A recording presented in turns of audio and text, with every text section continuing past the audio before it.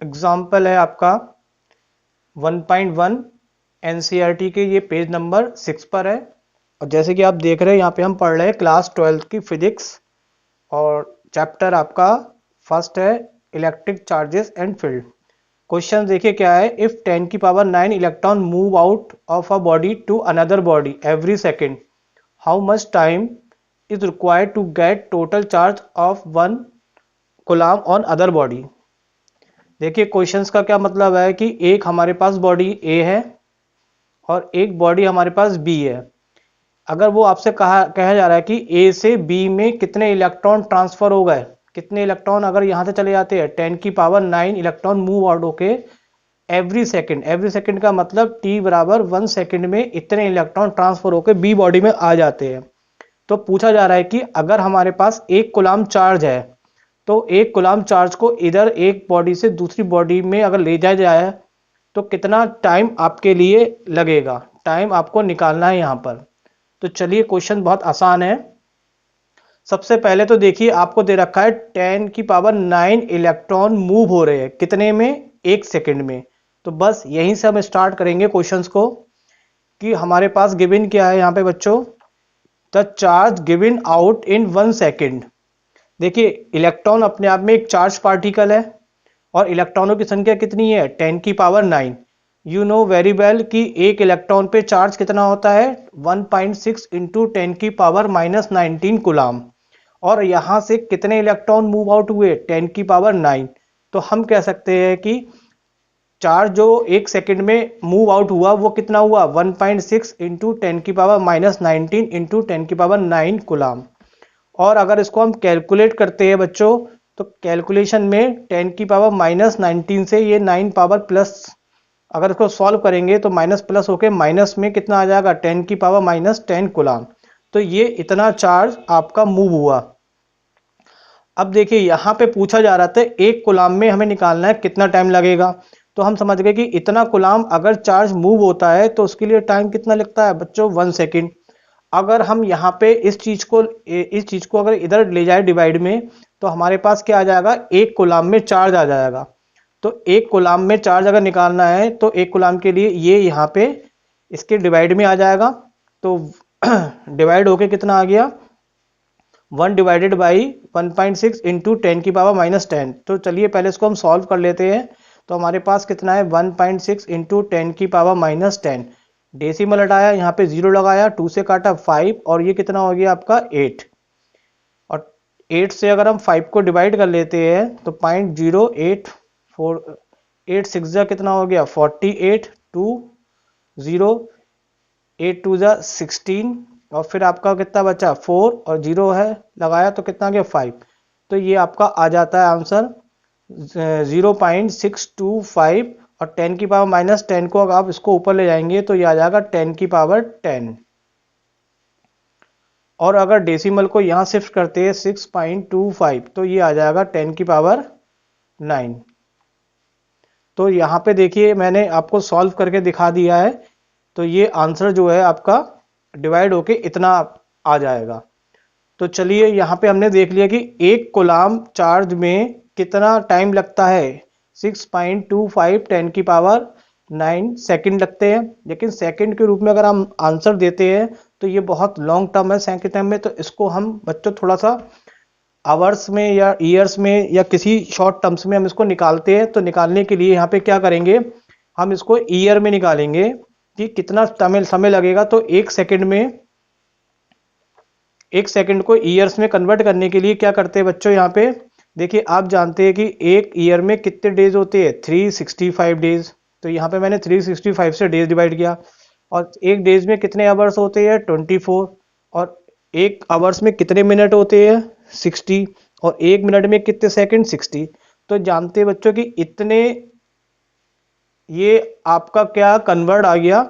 अगर आपको सेकंड को किस में कन्वर्ट करना है, आपको ईयर में, तो आपको इस टर्म से क्या करना पड़ेगा बच्चों, डिवाइड करना पड़ेगा। यानी कि इतने सेकंड एक ईयर में होते हैं तो एक सेकंड में कितने होंगे, तो ये चीज इधर आके क्या आ जाएगी, डिवाइड। तो कहने का मतलब सिंपल सी बात है, अगर आपको सेकंड को ईयर्स में कन्वर्ट करना है तो इतनी टर्म से आपको क्या करना पड़ेगा, डिवाइड करना पड़ेगा। तो बच्चों आप लोग इसको सॉल्व कर लेंगे, तो सॉल्व करने के बाद इसका जो प्रॉपर आंसर आएगा वो कितना आ जाएगा, 198 ईयर्स आ जाएगा, जिसको एनसीईआरटी की बुक के अनुसार इसमें यहाँ पे लिख दिया नियर अबाउट, इसको कितना कंसिडर कर लिया उन्होंने, 200। लेकिन मैं चाहूंगा कि आपका जो आंसर आए आप वो ही लिख के आए। तो यहाँ पे हमारे अकॉर्डिंग 1 कूलाम चार्ज में कितना टाइम लगेगा, 198 ईयर। और ये आपका यहाँ पे क्वेश्चन होता है कंप्लीट। क्वेश्चन में पूछा जा रहा है कि how much positive and negative charge is there in 1 cup of water. 1 cup water में कितना चार्ज पॉजिटिव और नेगेटिव आएगा। तो देखिए आप जानते हैं कि ये हमारे पास एक कप का मैंने फिगर डायग्राम लिया है। अब देखिए कप का कोई प्रॉपर साइज नहीं होता, कप छोटा भी हो सकता है और बड़ा भी हो सकता है। यहाँ पे कोई मेंशन नहीं करा गया है कि कप किस साइज का हो। तो यहाँ पे एनसीईआरटी के अकॉर्डिंग हमें ये नहीं मालूम कि इसमें कितना पानी, यहाँ पे कितने ग्राम आएगा इसके अंदर। तो एनसीईआरटी के अकॉर्डिंग जो कप लिया है उन्होंने, उसमें कितना वेट उन्होंने कंसिडर कराया है, 250 ग्राम। तो बच्चों यहाँ पे मेरे हिसाब से ये क्वेश्चन आपके लिए इनकम्प्लीट दिया गया है, क्योंकि यहाँ पे कप ऑफ वाटर में कितना पानी आएगा पहले हमें ये पता होना चाहिए, तभी हम इस क्वेश्चन को सॉल्व कर सकते हैं।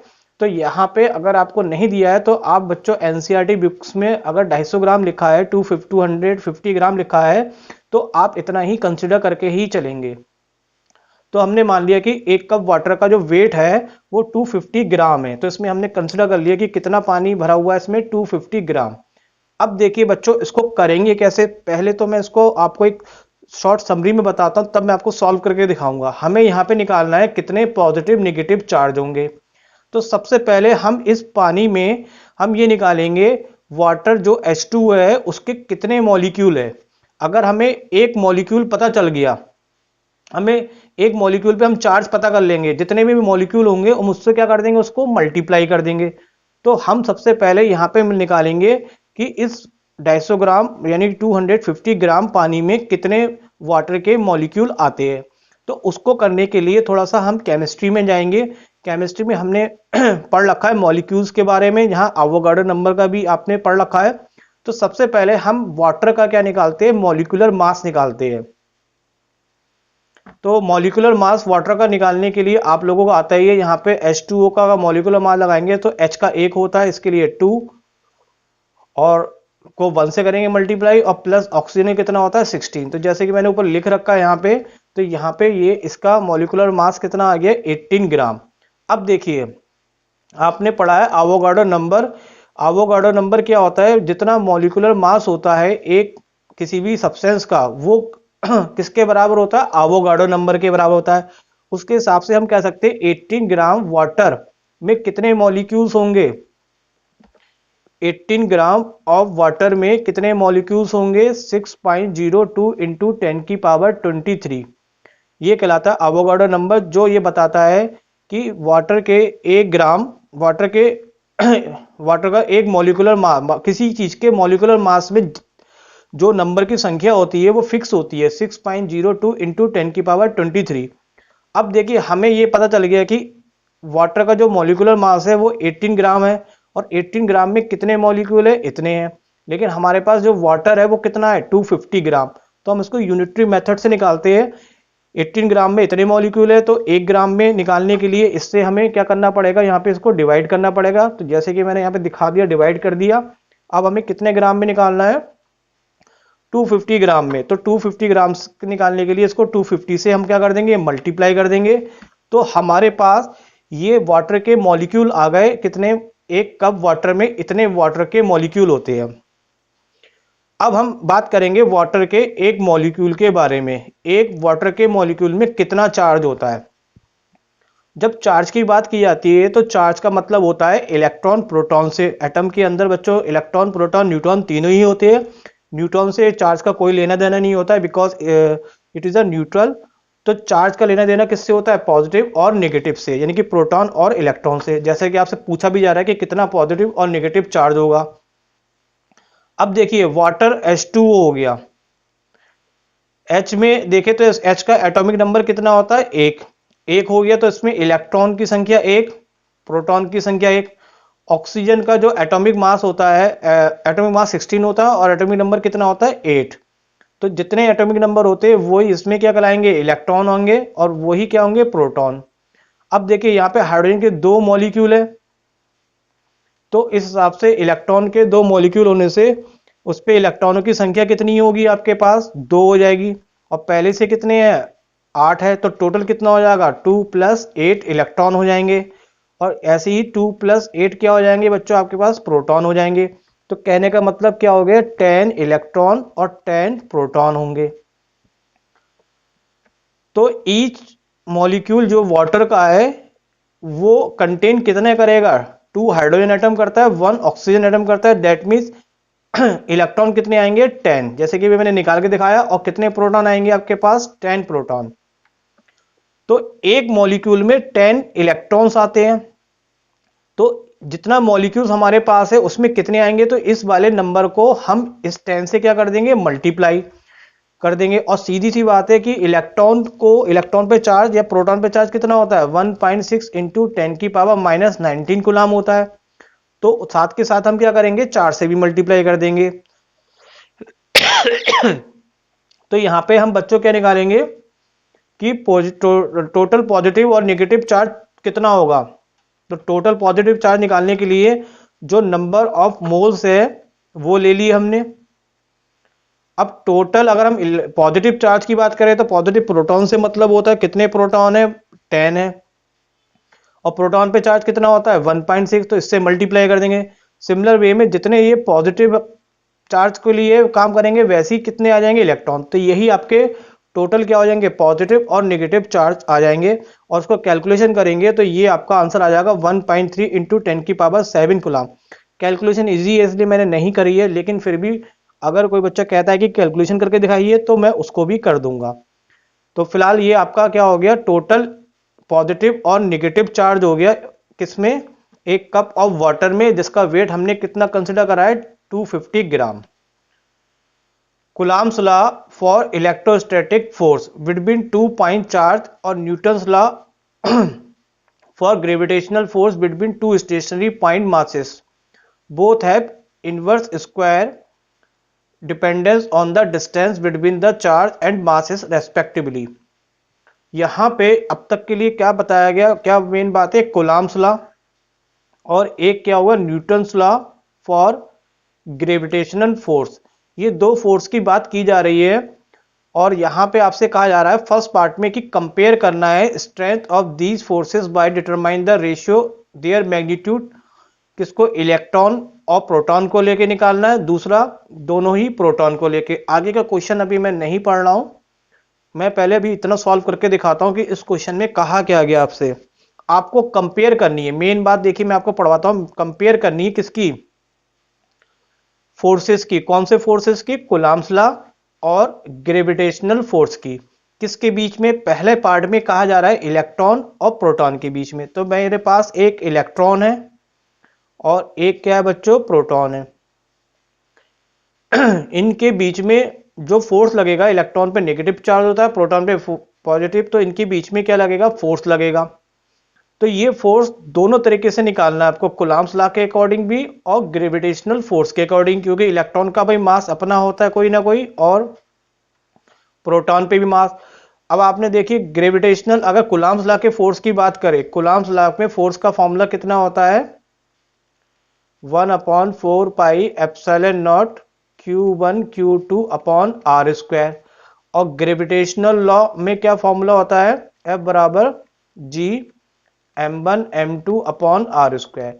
तो कूलम्स लॉ है वो चार्ज पे डिपेंड करता है और जो ग्रेविटेशन लॉ है वो मास पे डिपेंड करता है। तो हमें दोनों हिसाब से फोर्स निकाल के कंपेयर का मतलब इन दोनों फोर्स को हम क्या कर देंगे, डिवाइड कर देंगे। तो चलिए मैं इसको एक प्रॉपर तरीके से कराता हूं आपको। सबसे पहले हमने यहाँ पे कर रहे हैं ए का फर्स्ट पार्ट, जिसमें कहा जा रहा है कि इलेक्ट्रॉन और प्रोटॉन है, तो आपको कंपेयर करनी है किसकी, कूलम्स लॉ और ग्रेविटेशनल लॉ फोर्स की। तो सबसे पहले मैंने कूलम्स लॉ निकाला। कूलम्स लॉ के अकॉर्डिंग हमारे पास फॉर्मूला ये कितना हुआ, 1/4 पाई एप्सिलॉन नॉट, और Q1 Q2 होता है ना, Q1 की जगह भी E ले लिया और Q2 की जगह भी E ले लिया, क्योंकि इलेक्ट्रॉन पे भी चार्ज E है और प्रोटॉन पे भी चार्ज हमने E इसलिए लिया क्योंकि इलेक्ट्रॉन प्रोटॉन दोनों पे चार्ज सेम होता है, 1.6 इंटू 10⁻⁻19, तो दोनों के चार्ज को हमने E कंसिडर कर लिया। तो इस हिसाब से Q1 Q2 करेंगे तो E²/R²। अब यही इलेक्ट्रॉन प्रोटॉन के लिए हमने कौन सा फोर्स लगाया, ग्रेविटेशनल फोर्स, जिसको मैंने Fg से रिप्रेजेंट किया है। ये फॉर्मूला आपने पढ़ रखा है, m1m2/r²। m1 का मतलब है यहाँ पे इलेक्ट्रॉन का मास और m2 का मतलब है प्रोटॉन का मास। r क्या है, दोनों के बीच की डिस्टेंस। अब हमें कंपेयर करनी है तो हम फर्स्ट इक्वेशन को सेकंड से डिवाइड कर देते हैं। तो डिवाइड करने पे r² से r² कैंसिल हो जाएगा, ये 1/4πε नीचे आ जाएगा और E² ऊपर रहेगा और नीचे कितना आ जाएगा, G me और mp। अब यहां पे हम क्या करते हैं, इन सबकी वैल्यू लगा देते हैं। देखिए वैल्यू मैंने कैसे लगाई है, मैं आपको समझाते जाता हूं। E इलेक्ट्रॉन पे चार्ज है, चलिए पहले हम इसकी वैल्यू लगाते हैं। इसको मैं 1 ले लूं तो 1/4πε0 कांस्टेंट होता है, इसकी पूरी वैल्यू होती है 10⁻⁹। तो मैंने यहां पे इसकी वैल्यू लगाई 1/4πε0 की 9 इंटू 10⁻⁹। उसके बाद चार्ज ऑन इलेक्ट्रॉन की वैल्यू लगाई 1.6 इंटू 10⁻⁻19 और स्क्वायर है तो उस पर स्क्वायर।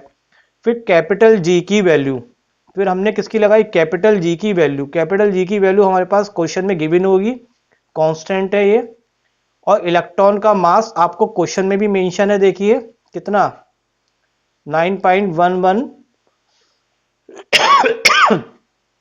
इंटू 10⁻⁻31। तो ये इलेक्ट्रॉन का मास हो गया। फिर हमने किसका लगाया, प्रोटॉन का मास। प्रोटॉन का मास भी आपको क्वेश्चन में गिवन है, और नहीं भी गिवन होता है तो ये आपको क्वेश्चन पेपर में जितने भी कांस्टेंट होते हैं उनकी वैल्यू स्टार्टिंग में फर्स्ट पेज पे या सेकंड पेज पे गिवन होती है।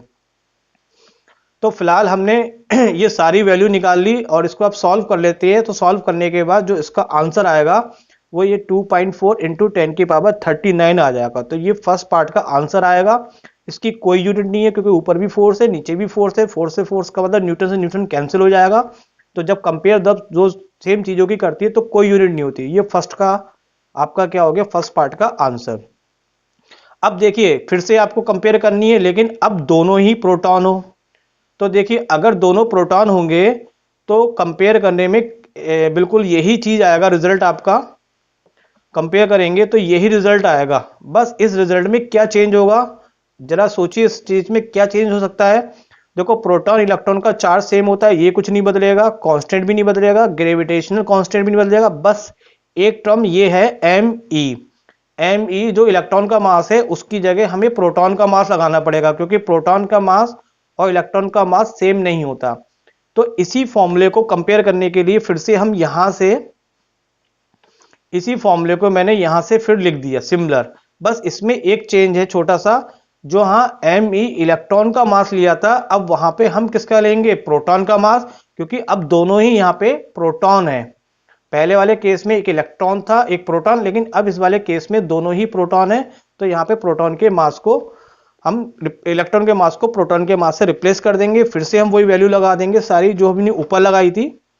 तो आई थिंक ये वैल्यू अब लगाना आपको आगे हो गया और उसको कैलकुलेट कर लेंगे तो ये आपका आंसर आ जाएगा सेकंड पार्ट का। तो ये ए पार्ट के हमने दोनों क्वेश्चन कर लिए, फर्स्ट पार्ट और सेकंड पार्ट। फर्स्ट पार्ट का आंसर ये रहा और सेकंड का ये रहा। अब हम यहां पे देखिए आगे पढ़ते हैं बी पार्ट को।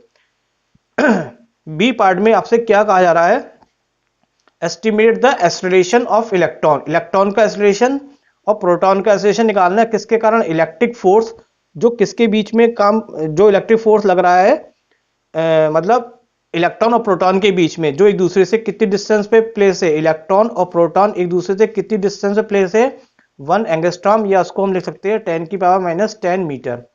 तो इसमें इलेक्ट्रॉन किस स्पीड से चलेगा और प्रोटॉन किस स्पीड से चलेगा। स्पीड का मतलब होता है एक्सेलरेशन, कितनी एक्सेलरेशन से मूव करेगा और ये कितने एक्सेलरेशन से मूव करेगा, ये आपको फाइंड आउट करना है।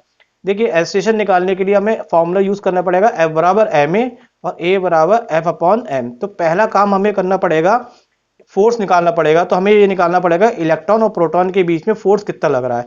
फिर हम उसको इलेक्ट्रॉन के मास से डिवाइड कर देंगे तो इलेक्ट्रॉन का एक्सेलरेशन आ जाएगा, और इसी को मास को हम प्रोटॉन के मास से डिवाइड कर देंगे तो आपका प्रोटॉन का एक्सेलरेशन आ जाएगा। तो पहला काम है कि हमें फोर्स निकालना है। फोर्स देखिए कूलम्ब्स लॉ के अकॉर्डिंग फॉर्मूला आपने पढ़ ही रखा है। इलेक्ट्रॉन प्रोटॉन के लिए करेंगे तो E²/R² हो जाएगा। अब यहाँ पे हमने सबकी वैल्यू लगा दी, 1/4πε0 की लगा दी, इलेक्ट्रॉन का चार्ज लगा दिया। डिस्टेंस बच्चों यहाँ पे गिवन है, डिस्टेंस कितनी गिवन है इलेक्ट्रॉन प्रोटॉन के बीच की, 10⁻⁻10। तो ये हमने इसको लगा दिया और जब इसको हम सॉल्व करते हैं तो हमारे पास आंसर आ जाता है 2.3 × 10⁻⁸ न्यूटन। ये फोर्स आ गया, बट आपको फोर्स नहीं पूछा गया, एक्सेलरेशन पूछा गया। इसके लिए फिर हम आगे करेंगे F बराबर ma, और इससे a निकालते हैं तो a बराबर हो जाएगा आपका पास F/m। अब देखिए यहाँ पे पहले हम एक्सेलरेशन किसके लिए निकाल रहे हैं, पहले हम एक्सेलरेशन निकाल रहे हैं इलेक्ट्रॉन के लिए। तो हमने फॉर्मूला लिखा F/m, m का मतलब यहाँ पे इलेक्ट्रॉन का मास लिखेंगे me। फोर्स की वैल्यू हमारे पास निकल चुकी है, फोर्स की वैल्यू कितनी थी, 2.3 × 10⁻⁸, और इलेक्ट्रॉन का मास आपको गिवन था 9.1 × 10⁻31, और इसको जब सॉल्व आउट करेंगे तो ये इलेक्ट्रॉन पे मास आ जाएगा आपका, पहला पार्ट बी पार्ट का फर्स्ट पार्ट हो गया। सिमिलर वे में अब हम प्रोटॉन पे मास, प्रोटॉन पे एक्सेलरेशन निकालेंगे। तो प्रोटॉन पे एक्सेलरेशन निकालने के लिए हमें इस फॉर्मूले में केवल एक ही चीज को रिप्लेस करना पड़ेगा, मास ऑफ इलेक्ट्रॉन की जगह मास ऑफ प्रोटॉन लेना पड़ेगा। और फिर से हम इसमें फोर्स की वैल्यू दोनों में कॉमन है, इलेक्ट्रॉन प्रोटॉन के बीच की, वो सेम है। और यहाँ पे मास ऑफ प्रोटॉन आपको गिवन है 1.67 × 10⁻⁻27, यहाँ लगाएंगे और जब इसको हम सॉल्व करेंगे तो आपका आंसर आ जाएगा 1.4 × 10⁻19 मीटर/सेकंड²। तो यहाँ पे ये क्वेश्चन होता है आपका कंप्लीट। क्वेश्चन देखने में डरावना है लेकिन करना में उतना ही आसान है। A charge metallic sphere A is suspended bye a nylon thread. देखिए यहाँ पे एक चार्ज मेटल की बॉल है जिसको एक थ्रेड से लटकाया गया है। Another charge metallic sphere B held in by an insulating, और एक अदर स्फीयर है जिसको हमने एक इंसुलेटिंग चीज से पकड़ रखा है। Handle is brought close to A, इसको हम एक इसके पास लाते हैं such that the distance between their centre के बीच की डिस्टेंस कितनी है, 10 सेंटीमीटर है, as shown in figure. The resulting repulsion A is noted. इनमें देखिए यहाँ पे ये भी प्लस है तो ये भी प्लस है, तो नेचुरली इसमें रिपल्शन होगा, तो उस रिपल्शन को नोटेड किया गया। For example by shining of beam light and measuring deflection of its shadow on screen. इससे कोई मतलब नहीं है। फिर क्या है, sphere A and B are touch by an uncharged sphere C and D respectively. अब देखिए यहाँ पे क्या है, जो ये ए स्फीयर है इसको किससे टच कराया गया, सी से, और जो बी स्फीयर है उसको किससे टच कराया गया, डी से। और ये सी और डी जो थे बच्चों वो वहां पे क्या है, अनचार्ज है। अनचार्ज का मतलब उन पे कोई भी चार्ज नहीं है। उसके बाद टच कराने के बाद सी एंड डी आर रिमूव, सी और डी को यहां से हटा दिया गया और बी को फिर किसके पास लाया गया, ए के पास। बी को फिर से इससे टच कराने के बाद वापस लाया गया, लेकिन इस बार जो डिस्टेंस है उनके सेंटर की वो आधी कर दी। कैसे आधी कर दी, देखिए पहले डिस्टेंस 10 सेंटीमीटर थी और ये अब डिस्टेंस कितनी कर दी, 5 सेंटीमीटर। तो what is the expected repulsion A on the basis of coulomb law. अब देखिए पहले भी रिपल्शन यहां पर लग रहा था और अब भी लग रहेगा, लेकिन क्या उसमें इफेक्ट आया क्या चेंजेस आए वो आपको बताना है। स्फीयर ए और सी दोनों सेम साइज के हैं, बी और डी ये भी दोनों सेम साइज के हैं, और आपको ये भी इग्नोर करना है कि ए और बी का साइज क्या है, इससे कोई लेना देना नहीं है। शॉर्ट में मैं इस क्वेश्चन को एक बार समझा देता हूं क्योंकि थोड़ा तो अभी मैंने क्वेश्चन की रीडिंग करी थी। अब मैं आपको शॉर्ट में क्वेश्चन बताता हूँ, क्वेश्चन में पूछ क्या रहा है। देखिए आपके पास एक ए बॉल है जिसपे पॉजिटिवली चार्ज है, एक बी है इस पे भी पॉजिटिव चार्ज है। जब इनको हम पास लाए तो इनके बीच की डिस्टेंस कितनी रखी थी, 10 सेंटीमीटर। तो उसमें क्या लगा, रिपल्शन फोर्स लगा, एक बात। दूसरी बात में ए इन दोनों बॉलों को किसी अनचार्ज जिसपे कोई भी चार्ज नहीं था, जीरो, इससे टच कराया ए और बी से। टच कराने के बाद सी और डी दोनों को हटा दिया, फिर इन्हीं दोनों बॉलों को हम फिर से पास में लेके आए, लेकिन अब हमने डिस्टेंस कितनी रख दी, 5 सेंटीमीटर कर दी, यानी कि पहले की डिस्टेंस की आधी। तो अब हमें बताना है कि अब इसमें रिपल्शन फोर्स कितना लगेगा या क्या चेंज उसमें आया, ये क्वेश्चन है। तो देखिए मैं इसको सॉल्व करके दिखाता हूं आपको। सबसे पहले हम यहाँ पे क्या करेंगे थोड़ा लिख भी देता हूं मैं आपके लिए।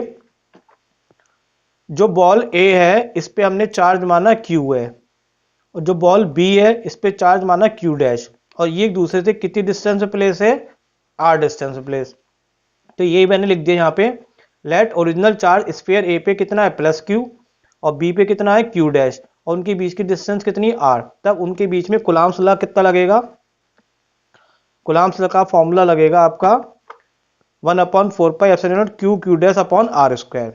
अब देखिए ए पे चार्ज Q था और सी पे चार्ज 0 था, हमने इनको टच कराया, तो चार्ज का नेचर एडिटिव होता है, तो इसका टोटल चार्ज हो जाएगा Q + 0 यानी कि Q आ जाएगा।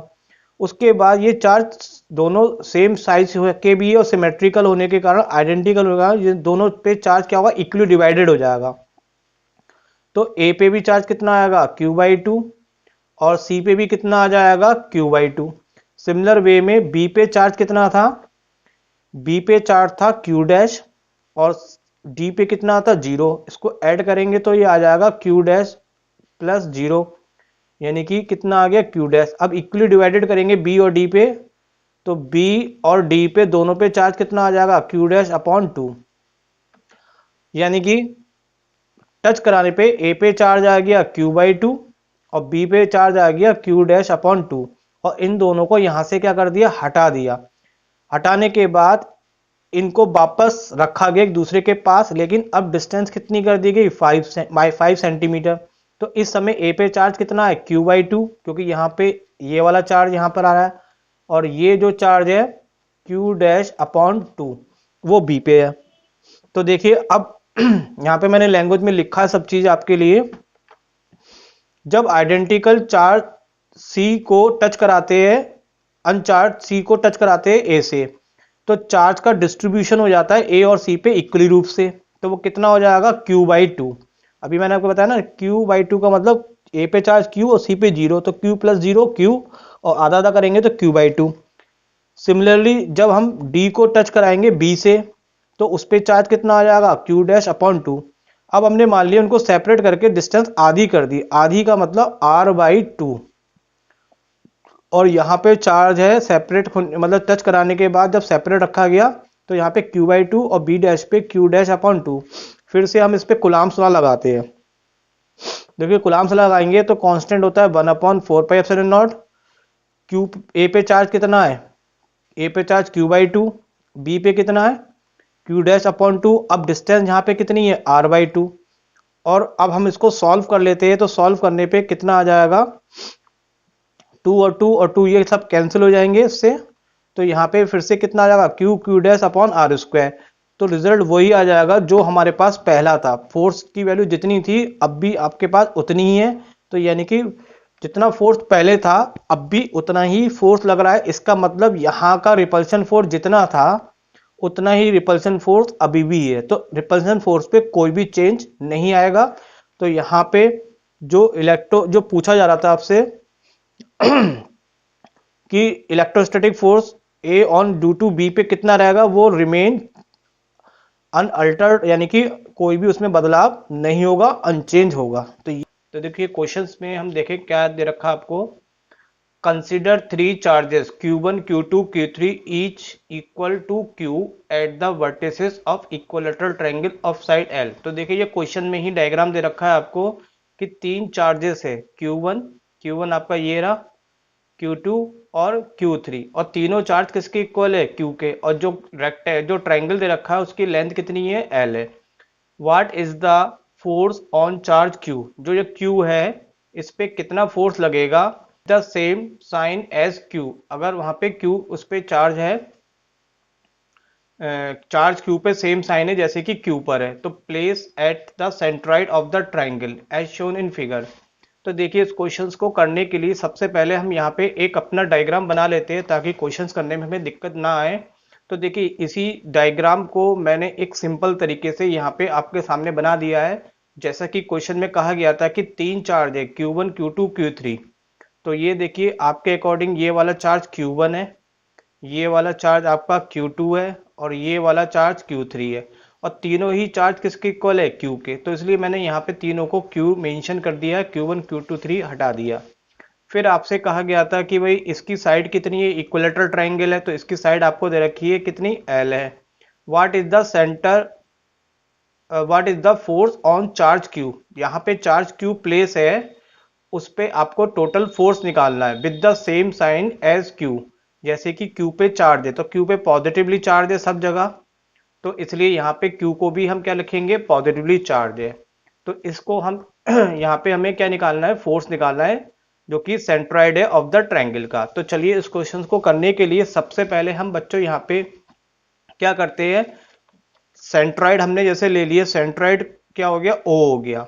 जो सेंट्रॉइड होता है ट्रायंगल का उसके तीनों वर्टिसेस से जो डिस्टेंस होगी वो क्या होगी, इक्वल होगी। तो ये तीनों डिस्टेंस OA OB OC तीनों इक्वल होगी, तो उसको हमने एक नाम दे दिया R। तो यहाँ पे हमने जो सेंटर से डिस्टेंस, सेंट्रॉइड की डिस्टेंस है तीनों वर्टिसेस से डिस्टेंस कितनी ले ली, R। अब देखिए यहाँ पे चार्ज Q रखा हुआ है, तो यहाँ पे ये तीनों चार्ज इस पे फोर्स लगाएंगे। तो तीनों चार्ज इस पे फोर्स देखिए किस तरीके से लगाएंगे, तो एक एक करके हम समझते हैं।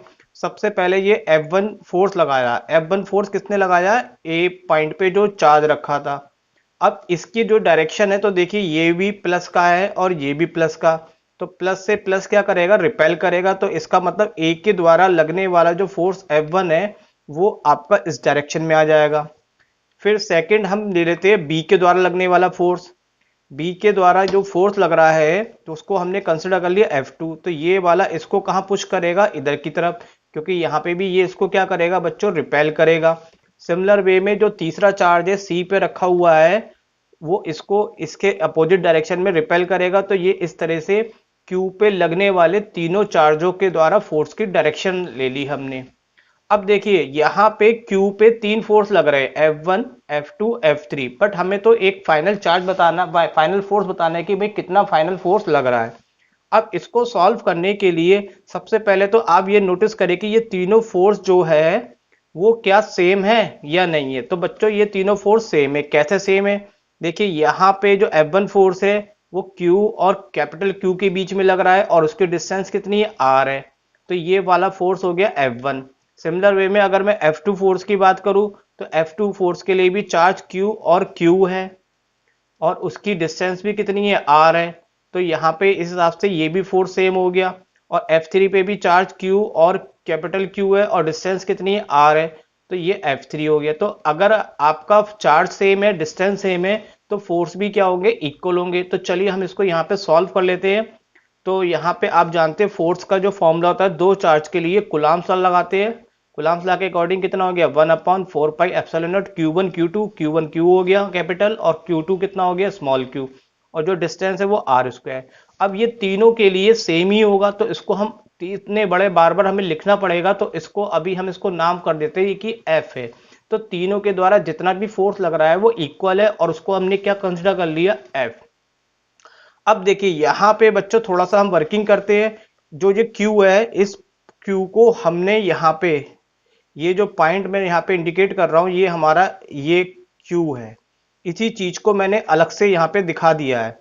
इस पे देखो फोर्स कैसे लग रहा है, F1 कहाँ लग रहा है, नीचे को, लेकिन F1 जो है वो F के बराबर है। F2 कहाँ लग रहा है, इधर, लेकिन ये भी F के बराबर है। इसी डायरेक्शन में क्या लग रहा है आपका, F3। तो ये तीनों फोर्स आपके इस Q पॉइंट पे लग रहे हैं जो कि तीनों बराबर है। अब देखिए इसको सॉल्व करने के लिए हम यहाँ पे पैरेललोग्राम लॉ का यूज करेंगे। तो हमने यहाँ पे दो लाइन अपने पास से ड्रॉ कर ली। अब आप देखिए पैरेललोग्राम लॉ आपने पढ़ रखा है बच्चों की, पैरेललोग्राम लॉ में क्या होता था कि ये अगर P है और ये Q फोर्स है और ये इनका डायगोनल R है, तो जो रिजल्टेंट R होता था वो किसके बराबर होता था, P² plus Q² plus 2PQ cos theta के। तो ये हमने पढ़ रखा है, इसको बोलते हैं पैरेललोग्राम लॉ। तो उसी लॉ का हम यहाँ पे यूज करेंगे और रिजल्टेंट का फॉर्मूला हम लिख लेते हैं यहाँ पे अपने पास से R। तो देखिए ये यहाँ पे इसको हम लेंगे, ये P फोर्स है, ये क्या लग रहा है आपका Q है, और इन दोनों का रिजल्टेंट अगर हम कहेंगे तो इसका R। अभी हम इसको बाद में कैलकुलेट करेंगे। तो यहाँ पे हम P को हमने क्या माना, देखिए P की जगह आपके पास ये वाला फोर्स आ गया F, Q की जगह हमने ये वाला फोर्स लिया तो ये भी F आ गया। अब 2PQ फिर से FF हो गया। अब cos थीटा, देखिए इन दोनों के बीच में एंगल 120 कैसे आया, तो देखिए यहाँ पे 120 एंगल आने का रीजन ये है कि ये तीनों आपस में इक्वल एंगल है। तो पूरा एंगल कितने का हो गया, 360 का। तो इक्वली पार्ट डिवाइड करेंगे तो ऑटोमेटिकली 120 का हो जाएगा। तो एंगल हमने कितना लगा दिया, 120। अब अगर हम अभी हम केवल इस दो फोर्स की कैलकुलेशन कर रहे हैं और इन दोनों फोर्स का हम रिजल्टेंट निकाल रहे हैं आर, और वो भी किससे, पैरेललोग्राम लॉ से। तो इसको हम सब सॉल्व करेंगे। तो cos 120 की हम वैल्यू लगा देते हैं। cos 120 की वैल्यू कितनी होती है बच्चों, -1/2। और इसको फर्दर अगर हम सॉल्व करें तो ये 2 से 2 क्या हो गया, कैंसिल हो गया। अब हमारे पास कैलकुलेशन में कितना बचा, 2f²। ये f² कितना आया था, 2f²। माइनस कर देते हैं तो ये आपका बचेगा f², और इसको कर देंगे तो ये r। तो बच्चों ये यहाँ पे जो हमने भी कैलकुलेशन करी थी, यहाँ दोनों फोर्स का रिजल्टेंट निकाला था, वो r निकल के आया, जो किसके बराबर है, f। तो ये हमारा पास यहाँ पे ये r आ गया है, इन दोनों का रिजल्टेंट। अब इन दोनों का रिजल्टेंट इसके साथ कैलकुलेट करेंगे तो ये एक दूसरे के अपोजिट है। तो अपोजिट में दोनों का आंसर क्या हो जाएगा, Q पॉइंट पर। ये पॉइंट आपका क्या था बच्चों, Q था, ये Q है, ठीक है। इस पर रिजल्टेंट क्या हो जाएगा, एक ऊपर फोर्स लग रहा है, एक नीचे, तो इसका रिजल्टेंट क्या हो जाएगा, F-F0। तो यहाँ पे हमारा फाइनल आंसर आ जाता है। आपसे पूछा गया था भाई Q पे कितना फोर्स लगेगा, तो Q पे 3 फोर्स लग रहे थे, F1 F2 F3, जो कि तीनों बराबर थे। और फिर इनको हमने जब दो दो करके इसको कैलकुलेट करा तो ये ऊपर आ गया, और इन दोनों का फिर फाइनल कैलकुलेट करा तो इससे क्या आ गया, 0। तो बच्चों यहाँ पे ये आपका आंसर आ जाता है। रिजल्टेंट जो है Q, रिजल्टेंट जो है ओ पॉइंट पे जो चार्ज Q रखा था उस पे कितना होगा, 0। तो यहाँ पे ये क्वेश्चन हो जाता है कंप्लीट। आपसे कहा गया कंसीडर 3 चार्ज Q, Q और -Q place at the vertices of equilateral triangle.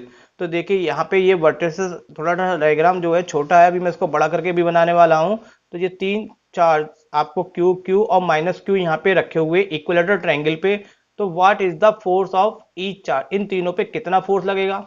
तो चलिए इस क्वेश्चन को करने के लिए हम सबसे पहला तो ये काम करते हैं, डायग्राम को थोड़ा फेयर बनाते हैं, बड़ा करके बनाते हैं, ताकि आपको क्वेश्चन समझने में आसानी हो जाए। तो जो क्वेश्चन में डायग्राम दिया गया था उसको मैंने अपने हिसाब से यहाँ पे ड्रॉ कर दिया। तो आपको 3 चार्ज दिए गए थे, Q A पॉइंट पर है, ये देखिए। B पॉइंट पे क्या रखा है यहाँ पे इन्होंने, Q। और C पॉइंट पे क्या रखा है, -Q। और ये ट्रायंगल आपका क्या बताया गया था, इक्विलेटरल ट्रायंगल बताया गया था। तो इक्विलेटरल ट्रायंगल में तीनों साइडें इक्वल होती, तो मैंने यहाँ पे इसी डायग्राम के अकॉर्डिंग कितनी साइड ले ली, यहाँ पे L उसकी लेंथ ले ली। अब हमें बताना है what is the force on each charge, यानी कि देखिए ईच चार्ज का मतलब इस चार्ज पे कितना फोर्स लगेगा, यानी कि ये फोर्स लगाएगा इस पे और ये, तो इन दोनों का रिजल्टेंट से ए पे कितना फोर्स लगेगा। फिर आपको निकालना है बी पे, तो बी पे कौन लगाएगा, सी लगाएगा और ए लगाएगा। तो बी पे निकालेंगे, सिमिलर वे में हम लास्ट में निकालेंगे सी पे। तो सी पे कितना लगेगा। तो आपको यहाँ पे पूछा जा रहा है कि what is the force on each charge पे कितना फोर्स एक्सपीरियंस होगा। तो चलिए हम एक एक करके करते हैं। सबसे पहले हम किस पे बात करते हैं, पॉइंट ए पे जो चार्ज क्यू रखा है उस पे कितना फोर्स लग रहा है उसको हम फाइंड आउट करते हैं। अब देखिए यहाँ पे ए पे रखा हुआ है क्यू चार्ज।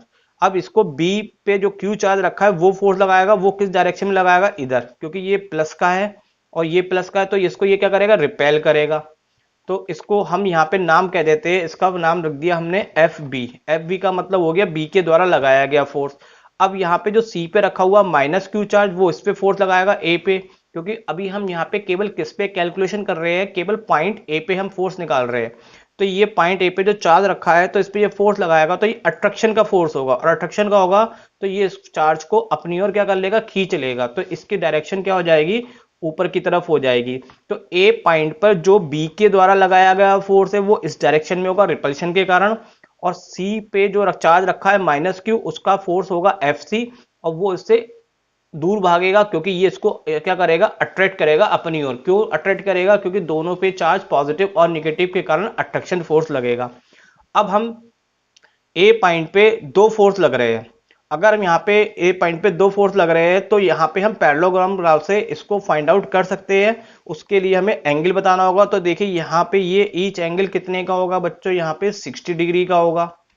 तो इस हिसाब से ये पूरा 180 होगा, तो ये एंगल कितना आ जाएगा, 120। तो इसका रिजल्टेंट हम यहाँ पे फाइंड आउट कर लेंगे पैरेललोग्राम लॉ से। तो कैसे करते हैं, तो चलिए हम इसको कंसिडर कर लेते हैं। हमने मान लिया कि FV और FC का जो रिजल्टेंट है वो क्या, F1 है। और एंगल मैंने अभी बताया था 120। अब आप ये भी देख लीजिए कि ये दोनों फोर्स एफ और एफ सेम कैसे है, क्योंकि देखिए दोनों पे चार्ज सेम है और इसकी लेंथ सेम है। इसमें भी जो सी पे फोर्स लग रहा था उस पे भी चार्ज की वैल्यू सेम है और लेंथ सेम है, इसलिए एफ ए और एफ बी जो दोनों फोर्स है उसकी वैल्यू सेम होगी, तो उसको हमने क्या कंसिडर कर लिया, एफ ले लिया। अब हम पैरेललोग्राम लॉ अप्लाई करते हैं। तो पैरेललोग्राम लॉ आपने पढ़ रखा है बच्चों कि जो भी पैरेललोग्राम होता है, जैसे मैं यहाँ पे एक बार आपको और एक्सप्लेन कर देता हूँ। ये हमारा क्या है, पैरेललोग्राम है, इसको हम पी फोर्स कहते हैं, इसको क्यू कहते हैं, ये हमारा आर। तो इसके अकॉर्डिंग रिजल्टेंट का फॉर्मूला कितना होता है, P square plus Q square plus 2pq cos theta. तो बिल्कुल वही फॉलो कर रहे हैं हम, यहाँ पे पैरेललोग्राम लॉ को हमने लिख दिया। तो यहाँ पे P का मतलब क्या है, एक ये FB फोर्स ले लिया, Q का मतलब क्या हो गया, FC ले लिया, और एंगल क्या हो गया, इन दोनों के फोर्स के बीच का कितना हो गया, 120। तो यहाँ पे हम ये वैल्यू लगा देते हैं। अब देखिए यहाँ पे ये P का मतलब FV है, लेकिन FV किसके बराबर है, F के बराबर है, तो हमने FV की जगह F ले लिया। Q किसके बराबर है, Q है FC के बराबर है, और FC की वैल्यू भी कितनी है, F है। अब यहाँ पे फिर हमने P की जगह F ले लेंगे, Q की जगह F, और देखिए एंगल थीटा की जगह कितना यूज करेंगे, 120। तो ये हमने रिजल्टेंट निकाला। इसको थोड़ा सॉल्व करते हैं। तो देखिए सॉल्व करने में एफ स्क्वायर कितना हो गया, 2f स्क्वायर, कॉस 120 की वैल्यू होती है -1/2, 2 से ये 2 कैंसिल हो जाएगा। तो रिमेनिंग आपका यहाँ पे कितना आ जाएगा, 2f square minus F square. Solve करेंगे तो एफ स्क्वायर और स्क्वायर से अंडर रूट हट जाएगा, तो ये f1 की वैल्यू आ जाएगी f। यानी कि हमने एक आंसर निकाल लिया। आपसे पूछा गया था कितना फोर्स लगेगा ईच चार्ज पर, तो ए पे जो चार्ज रखा है उस पे टोटल फोर्स कितना लगेगा, एफ लगेगा। सिमिलर वे में अगर हम बी की बात करें बच्चों, तो बी और ए में कोई अंतर नहीं है, क्योंकि बिल्कुल डायग्राम सेम आएगा। ये देखिए कैसे बी पे चार्ज रखा है क्यू और इस पे क्यू, तो ये इसको ए वाला इस पे रिपल्शन लगाएगा, तो एफ ए जो है वो रिपल्शन फोर्स है, और एफ सी क्या कीजिएगा, अट्रैक्ट। तो बिल्कुल इसको भी पैरेललोग्राम से ड्रॉ करेंगे तो बिल्कुल सेम फिगर है, तो इसको करने की कोई आवश्यकता नहीं है। इसका आंसर हम सिमिलर वे में लिख देंगे कि F2 का आंसर भी किसके बराबर आ जाएगा, F के। हाँ, अब जो सी पे हम चार्ज, अब सी पे फोर्स निकालेंगे वो थोड़ा डिफरेंट होगा, क्योंकि वहां पे सब कंडीशन चेंज हो जाएगी। अब सी पे कौन कौन फोर्स लगाएगा, ए वाला। तो ए वाला फोर्स कहाँ लगाएगा, उसको नीचे की तरफ लगाएगा। क्यों नीचे की तरफ लगाएगा, क्योंकि ये प्लस का है और ये माइनस का, तो सी पे जब फोर्स लगेगा तो ये इसको नीचे की ओर अट्रैक्ट करेगा। बी वाले पे भी प्लस रखा हुआ है और इसको भी यहाँ कहाँ लगाएगा, नीचे की तरफ लगाएगा। अब इसको भी हम पैरेललोग्राम ला से कर लेते हैं। तो ये दोनों के बीच का एंगल कितना हो गया आपका, 60 डिग्री। अब इन दोनों का हमने रिजल्टेंट मान लिया F3। तो यहाँ पे हमने पैरेललोग्राम लॉ अप्लाई करते हैं, तो ये दोनों फोर्स भी हमारे क्या होंगे, इक्वल होंगे। तो पैरेललोग्राम लॉ अप्लाई करेंगे तो यहाँ पे एफ ए की वैल्यू भी एफ के बराबर है, एफ बी की वैल्यू भी एफ के बराबर है, और एंगल कितना है उसके बीच का, 60 डिग्री। तो इसको अगर हम सॉल्व करते हैं तो सॉल्व करने पे cos 60 की वैल्यू 1/2 होती है। यहाँ पे 2 से 2 कट जाएगा, तो ये 2f स्क्वायर और एफ स्क्वायर मिलके कितना हो जाएगा, 3f स्क्वायर, और एफ स्क्वायर से अंडर रूट जाएगा, तो यहाँ पे वैल्यू आ जाएगी F3 की f√3। तो फिलहाल तो ये यहाँ पे क्वेश्चन हमारा कंप्लीट हो जाता है। लेकिन यहाँ पे बच्चों इस क्वेश्चन में एक चीज और पूछी जाती है, तो वो भी मैं आपको यहाँ पे बता देता हूँ। हालांकि यहाँ पे तो केवल ये पूछा गया था what is the force on each charge. तो हमने यहाँ पे क्या कर लिया, ए पे बी पे और सी पे, तीनों पे हमने फोर्स की वैल्यू निकाल ली है कि कितना फोर्स तीनों पे लग रहा था। लेकिन यहाँ पे एक क्वेश्चन जरूर पूछा जाता है कि तीनों का रिजल्टेंट कितना आएगा। इन तीनों पे लगने वाला जो फोर्स है उनका अगर रिजल्टेंट पूछा जाएगा तो कैसे करेंगे। तो उसके लिए थोड़ा सा और इसमें वर्किंग करते हैं। अब देखिए यहाँ पे F1 जो है रिजल्टेंट, वो इस डायरेक्शन में काम कर रहा है, तो मैंने यहाँ पे ड्रॉ कर दिया। F2 आपका कहाँ कर रहा है, इस डायरेक्शन में कर रहा है, तो मैंने इधर ड्रॉ कर दिया। F3 आपका किस डायरेक्शन में कर रहा है, नीचे की तरफ, तो नीचे पे। तो एक पॉइंट पे हमने तीनों डायग्राम, एक ही पॉइंट पे तीनों फोर्स को हमने बना दिया। तो कुछ इस तरह से हमारे पास डायग्राम बन गया। अब यहाँ पे इनको हम सॉल्व करेंगे। तो सॉल्व करने के लिए पहले हम ऊपर के दो फोर्स का रिजल्टेंट निकालेंगे, जिसको हम लिख देते हैं R से, वो भी किससे, पैरेललोग्राम लॉ से। अब देखिए यहाँ पे क्या है बच्चों, F1 और F2 जो है इसके बीच में कितना एंगल बनेगा, तो यहाँ पे इसके बीच में एंगल बनेगा 60 डिग्री का। तो यहाँ पे थोड़ा सा मैंने इसको रिजल्टेंट का फॉर्म लगाया F। तो देखिए F1 भी कितना आपका F है, F2 भी F है, क्योंकि यहाँ पे निकाल रखा हमने। तो F1 F2 की जगह वैल्यू लगा दी, और एंगल कितना है इसके बीच का, 60 डिग्री। ये थोड़ा सा 600 नहीं है, ये आपका 60 डिग्री है। थोड़ा सा गलत हो गया है, चलिए कोई बात नहीं। अब हम इसकी वैल्यू लगा देते हैं, तो ये वैल्यू लगाएंगे तो यहाँ पे 60 की वैल्यू होती है 1/2। सॉल्व करेंगे तो ये आपका जो आंसर आ जाएगा कितना आ जाएगा 3f², और इसको सॉल्व करेंगे तो ये आपकी वैल्यू आ जाएगी RF√3। तो देखिए ऊपर की जो वैल्यू है वो कितनी आ गई f√3। अब इसकी भी वैल्यू आपके पास कितनी है f√3। हमें P पॉइंट पे अगर टोटल फोर्स निकाले तो टोटल फोर्स कितना हो जाएगा, तीनों इन दोनों का रिजल्टेंट हम निकाल चुके हैं। इन दोनों का रिजल्टेंट कितना आया f√3, और ये नीचे की तरफ लग रहा था तो अपोजिट में यहाँ पे माइनस हो जाएगा। अब इसको अगर फर्दर सॉल्व करते हैं तो पूरा आंसर कितना आ जाएगा बच्चों, 0 आ जाएगा। तो इस तरह से अगर आपसे पूछा जाता है कि तीनों का रिजल्टेंट बताइए तो तीनों का रिजल्टेंट कितना हो जाता है 0। यहाँ पे थोड़ी सी करेक्शन है, इसको डिग्री में लिखेंगे कितना 60 डिग्री, तो 600 नहीं है, यहाँ पे गलती हो गई है।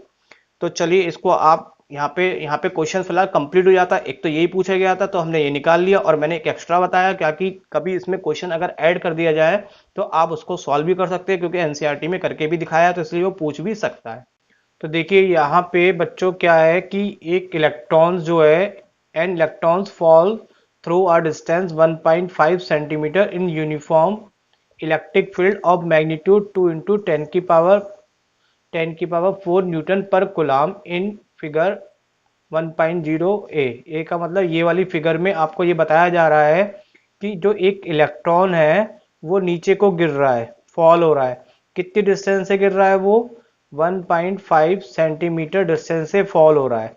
और यहाँ पे क्या है कि यूनिफॉर्म इलेक्ट्रिक फील्ड है। यूनिफॉर्म इलेक्ट्रिक फील्ड का मतलब क्या होता है, हर तरफ से फील्ड एक जैसा है। तो यहाँ पे ये पैरेलल लाइन से जो शो करा है, तो पैरेलल लाइन जब भी हम दिखाते हैं तो वो किसको दिखाया जाता है, यूनिफॉर्म इलेक्ट्रिक फील्ड को।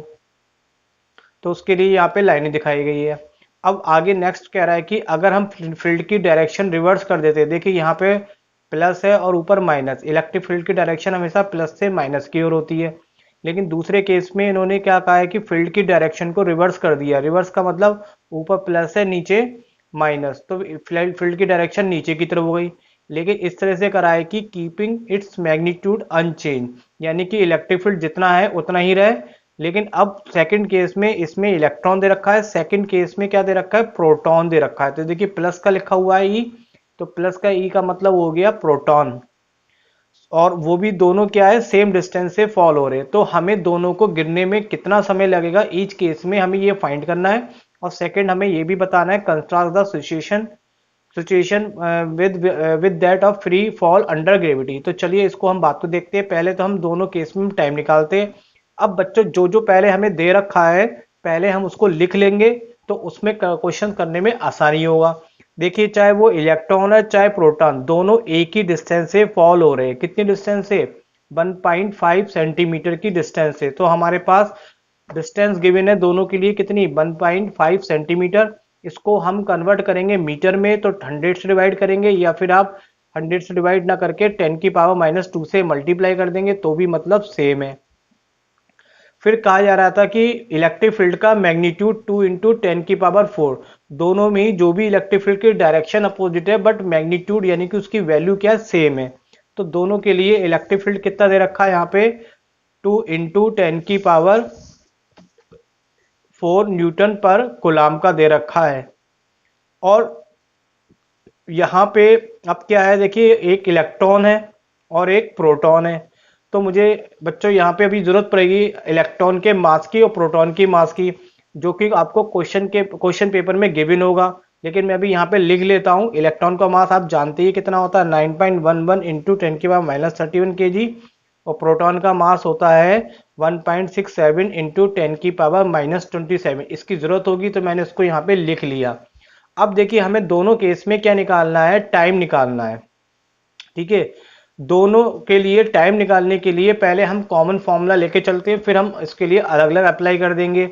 अब आप एक बात देखिए, पहले केस की बात करें तो यहाँ पे इलेक्ट्रिक फील्ड की डायरेक्शन ऊपर है, तो यानी कि जो इलेक्ट्रॉन है उस पर फोर्स कहाँ लगेगा, इलेक्ट्रिक फील्ड का ऊपर की ओर।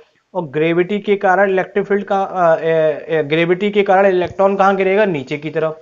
तो यहाँ पे दोनों पे फोर्स की डायरेक्शन अपोजिट है। लेकिन इन केस यहाँ पे इलेक्ट्रॉन गिर रहा है, इसका मतलब इलेक्ट्रॉन मोशन में है। यहाँ पे बात करें प्रोटॉन की, तो यहाँ पे प्रोटॉन पे जो ई है उस पे इलेक्ट्रिक फील्ड की डायरेक्शन कहाँ है, नीचे की तरफ है, और वो भी कहाँ गिर रहा है, नीचे। तो कहने का मतलब है बस यहाँ पे फोर्स की डायरेक्शन दोनों केस में अलग अलग है, लेकिन दोनों केस में एक बात कॉमन है कि इलेक्ट्रॉन और प्रोटॉन दोनों मूव कर रहे हैं, गिर रहे हैं। तो इसके लिए हम यहाँ पे क्या करते हैं कि हम फोर्स का फॉर्म लगाते हैं F बराबर एम ए। क्यों लगा रहे हैं? क्योंकि इलेक्ट्रॉन प्रोटॉन दोनों गिर रहे हैं, इसका मतलब दोनों में एक्सेलरेशन होगा, तो यहाँ पे इसलिए हमने ये फॉर्मूला यूज किया। अब दोनों पे चार्ज पार्टिकल है, तो चार्ज पार्टिकल है और उस पर इलेक्ट्रिक फील्ड लग रहा है, तो हम जानते हैं इलेक्ट्रिक फील्ड ई बराबर कितना होता है इलेक्ट्रिक फील्ड का, एफ अपॉन क्यू फॉर्मूला होता है, और फोर्स का फॉर्मूला निकालेंगे क्यू ई। अगर हम इलेक्ट्रॉन की बात करें तो यहाँ पे क्यू की जगह हम ई लिख देते हैं, तो यहाँ पे हम चार्ज के रूप में इस एफ की जगह लिखेंगे ई। तो इसलिए मैंने यहाँ पे इस एफ को हटाया और उसकी ये क्या लिख लिया ई। अब इससे हमने ए निकाल लिया, तो ये हमारे पास आ गई एक्सेलरेशन की वैल्यू। क्यों निकाली अभी हमें पता चल जाएगा। अब देखिए हमें टाइम निकालना है, तो टाइम निकालने के लिए फॉर्मूला हम लगाएंगे इक्वेशन का। इक्वेशन मोशन के तीन फॉर्मूले होते हैं, उसमें तो जो सेकंड फॉर्मूला होता है एस बराबर U T plus half A T H square, उसको हम अप्लाई कर रहे हैं।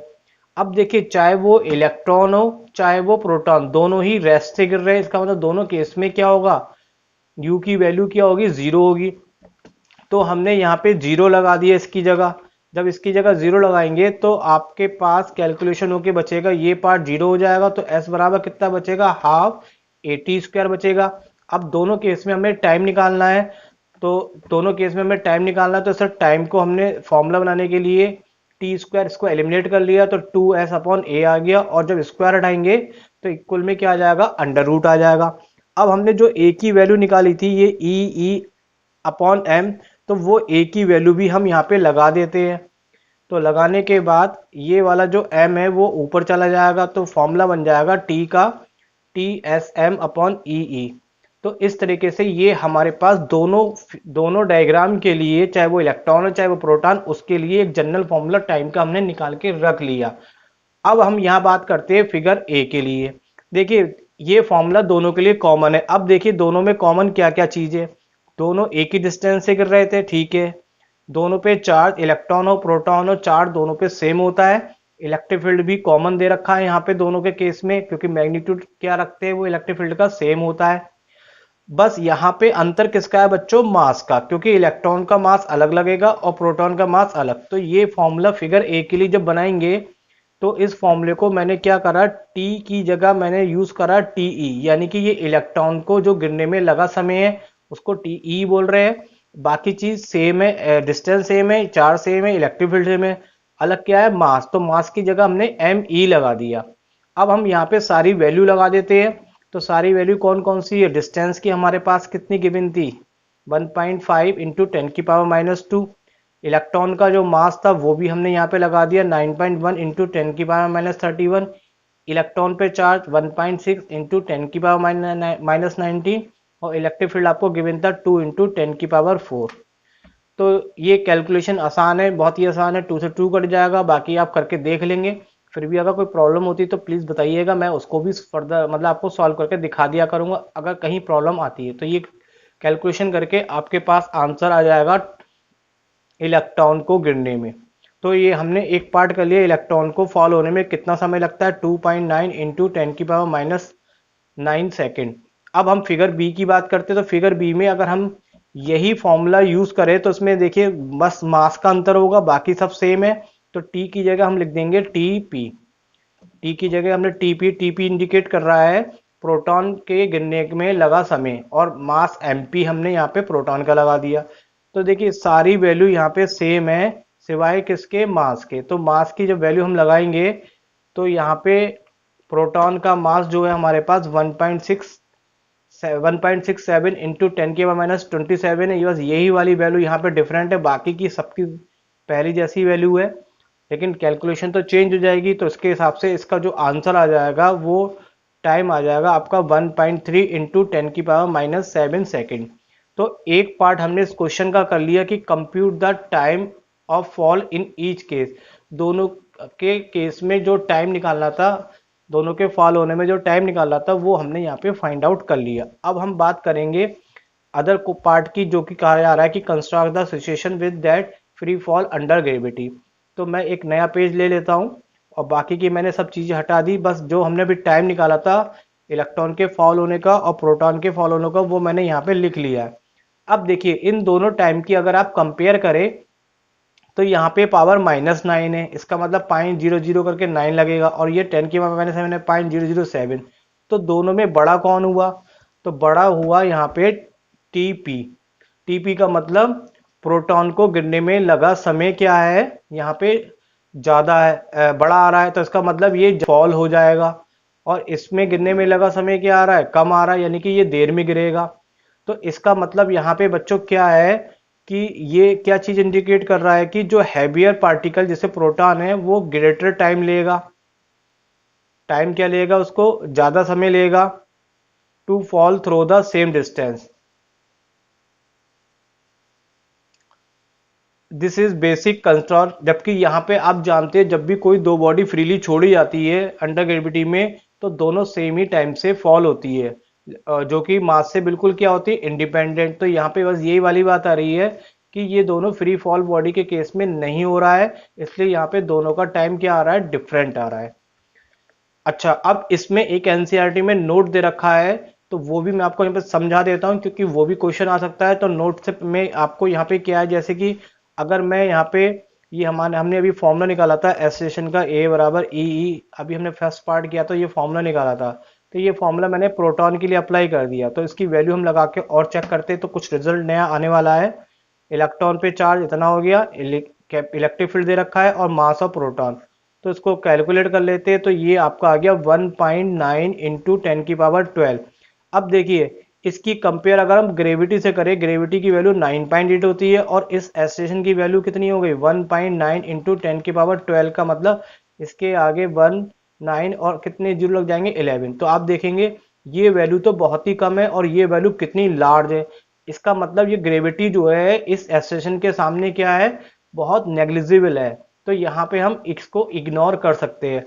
तो इस वाले के यही सेम एग्जाम्पल किसके केस में होगा, प्रोटॉन में भी एस्टेशन की वैल्यू ज्यादा आएगी। तो कहने का मतलब ये है कि यहाँ पे ये कह सकता है कि show that in this question कि जो आपका एस्लेशन ड्यू टू ग्रेविटी है वहां पे इसमें कोई भी इसका ज्यादा इफेक्ट नहीं पड़ रहा है। तो चलिए मैं आपको लिख के भी दिखा देता हूँ क्या लिखना होगा आपको। मतलब जो आपने एस्लेशन निकाला ये इनॉर्मस, मतलब बहुत ज्यादा एस्लेशन है किसके कंपेयर में, जी के कंपेयर में। इसका मतलब एस्लेशन ड्यू टू ग्रेविटी जो एस्लेशन पे इलेक्ट्रॉन का है वो क्या है, काफी ज्यादा है। और देखिए ये एसेशन ड्यू टू ग्रेविटी इलेक्ट्रॉन के लिए भी क्या होगी, ज्यादा होगी। इसका मतलब जो इफेक्ट है एसेशन का वो ग्रेविटी, जो एसेशन ड्यू टू ग्रेविटी का जो इफेक्ट है वो इग्नोर है क्योंकि इसकी वैल्यू बहुत कम है। जबकि यहाँ पे इसकी दोनों केस में, प्रोटॉन के केस में तो हमने निकाल ली, इलेक्ट्रॉन में निकालेंगे तो दोनों केस में ये इसकी वैल्यू क्या होगी, ज्यादा। तो यहाँ पे ये भी प्रूफ हो सकता है कि show that in this question एसेशन due to gravity is negligible. इसका मतलब यहाँ पे इसका कोई इसका असर नहीं होगा। तो बच्चों यहाँ पे हो जाता है ये क्वेश्चन कंप्लीट। तो क्वेश्चंस में देखिए बच्चों यहाँ पे कहा जा रहा है आपसे कि 2 पॉइंट चार्ज Q1 और Q2 है, दो पॉइंट चार्ज एक Q1 और Q2 है ऑफ मैग्नीट्यूड। इट मीन्स कि उनकी वैल्यू दे रखी है 10⁻⁻8 से 10 की पावर प्लस 10⁻⁻8 कुलाम से -10⁻8 कुलाम रेस्पेक्टिवली।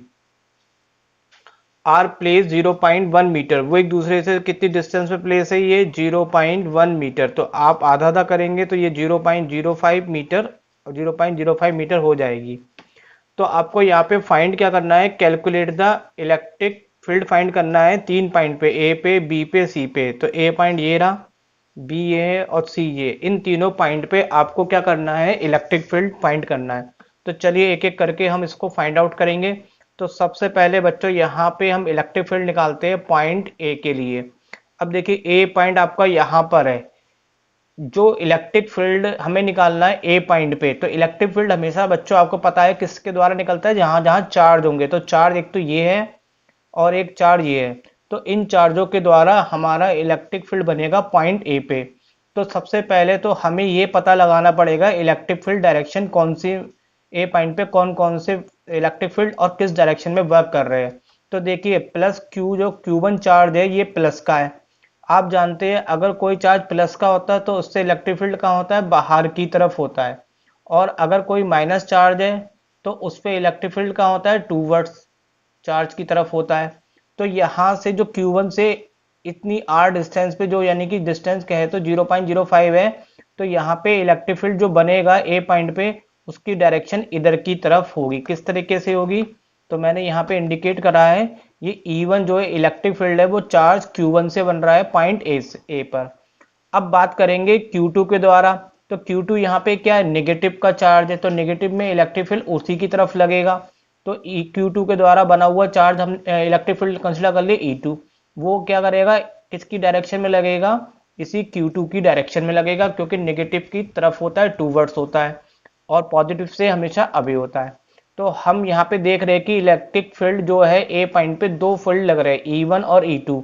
E1 है हमारा Q1 के द्वारा और E2 है हमारा Q2 द्वारा।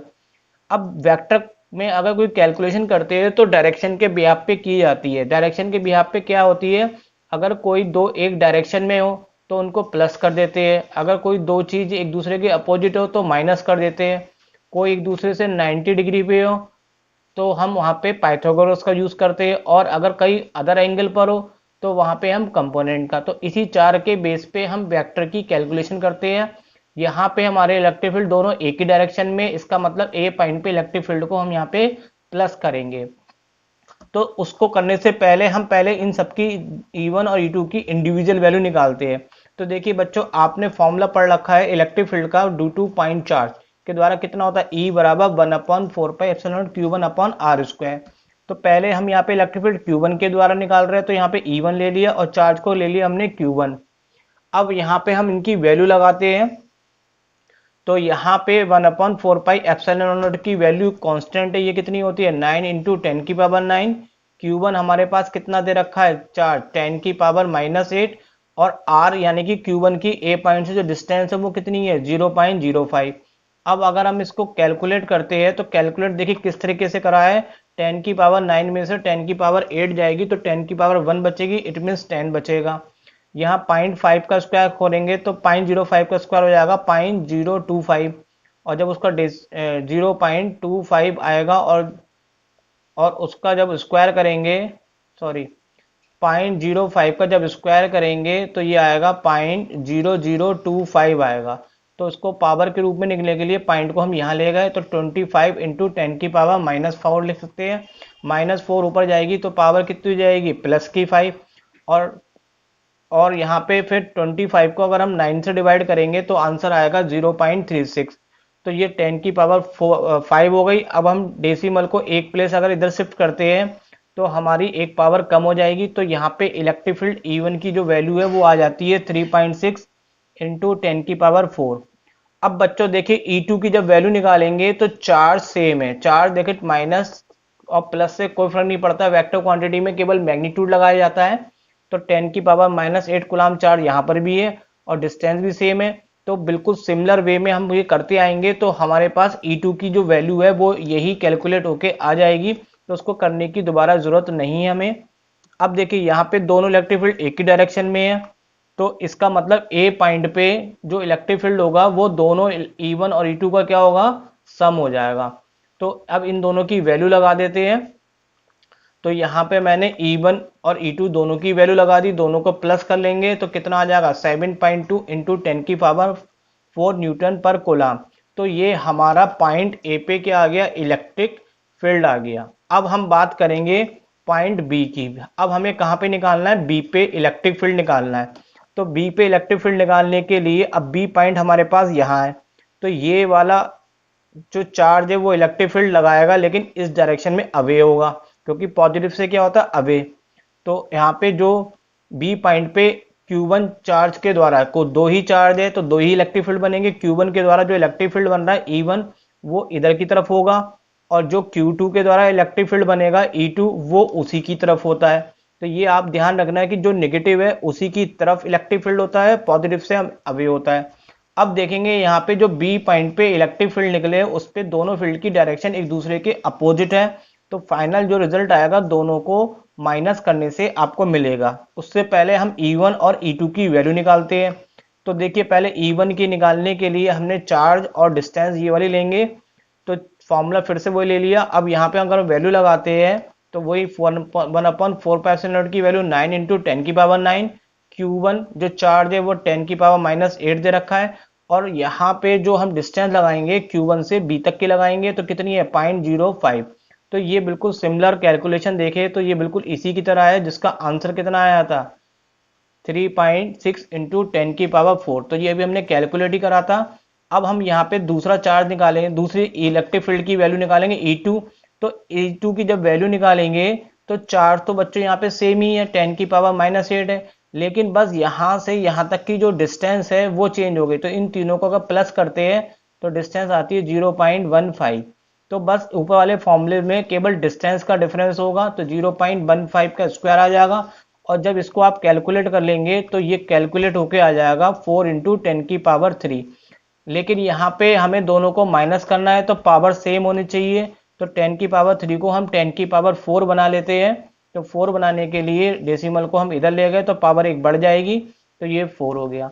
अब हमें क्या निकालना है, बी पॉइंट पे इलेक्ट्रिक फील्ड निकालना है। तो बी पॉइंट पे जो इलेक्ट्रिक फील्ड है वो दोनों को सब्ट्रैक्ट करके निकाला जाएगा। बड़ा कौन है आपका E1 है, तो दोनों को सब्ट्रैक्ट करने से उसकी वैल्यू लगा दी। E1 की आपके पास ये रही 3.6 इंटू 10⁻4 और E2 की वैल्यू हो गई 0.4 इंटू 10⁻4।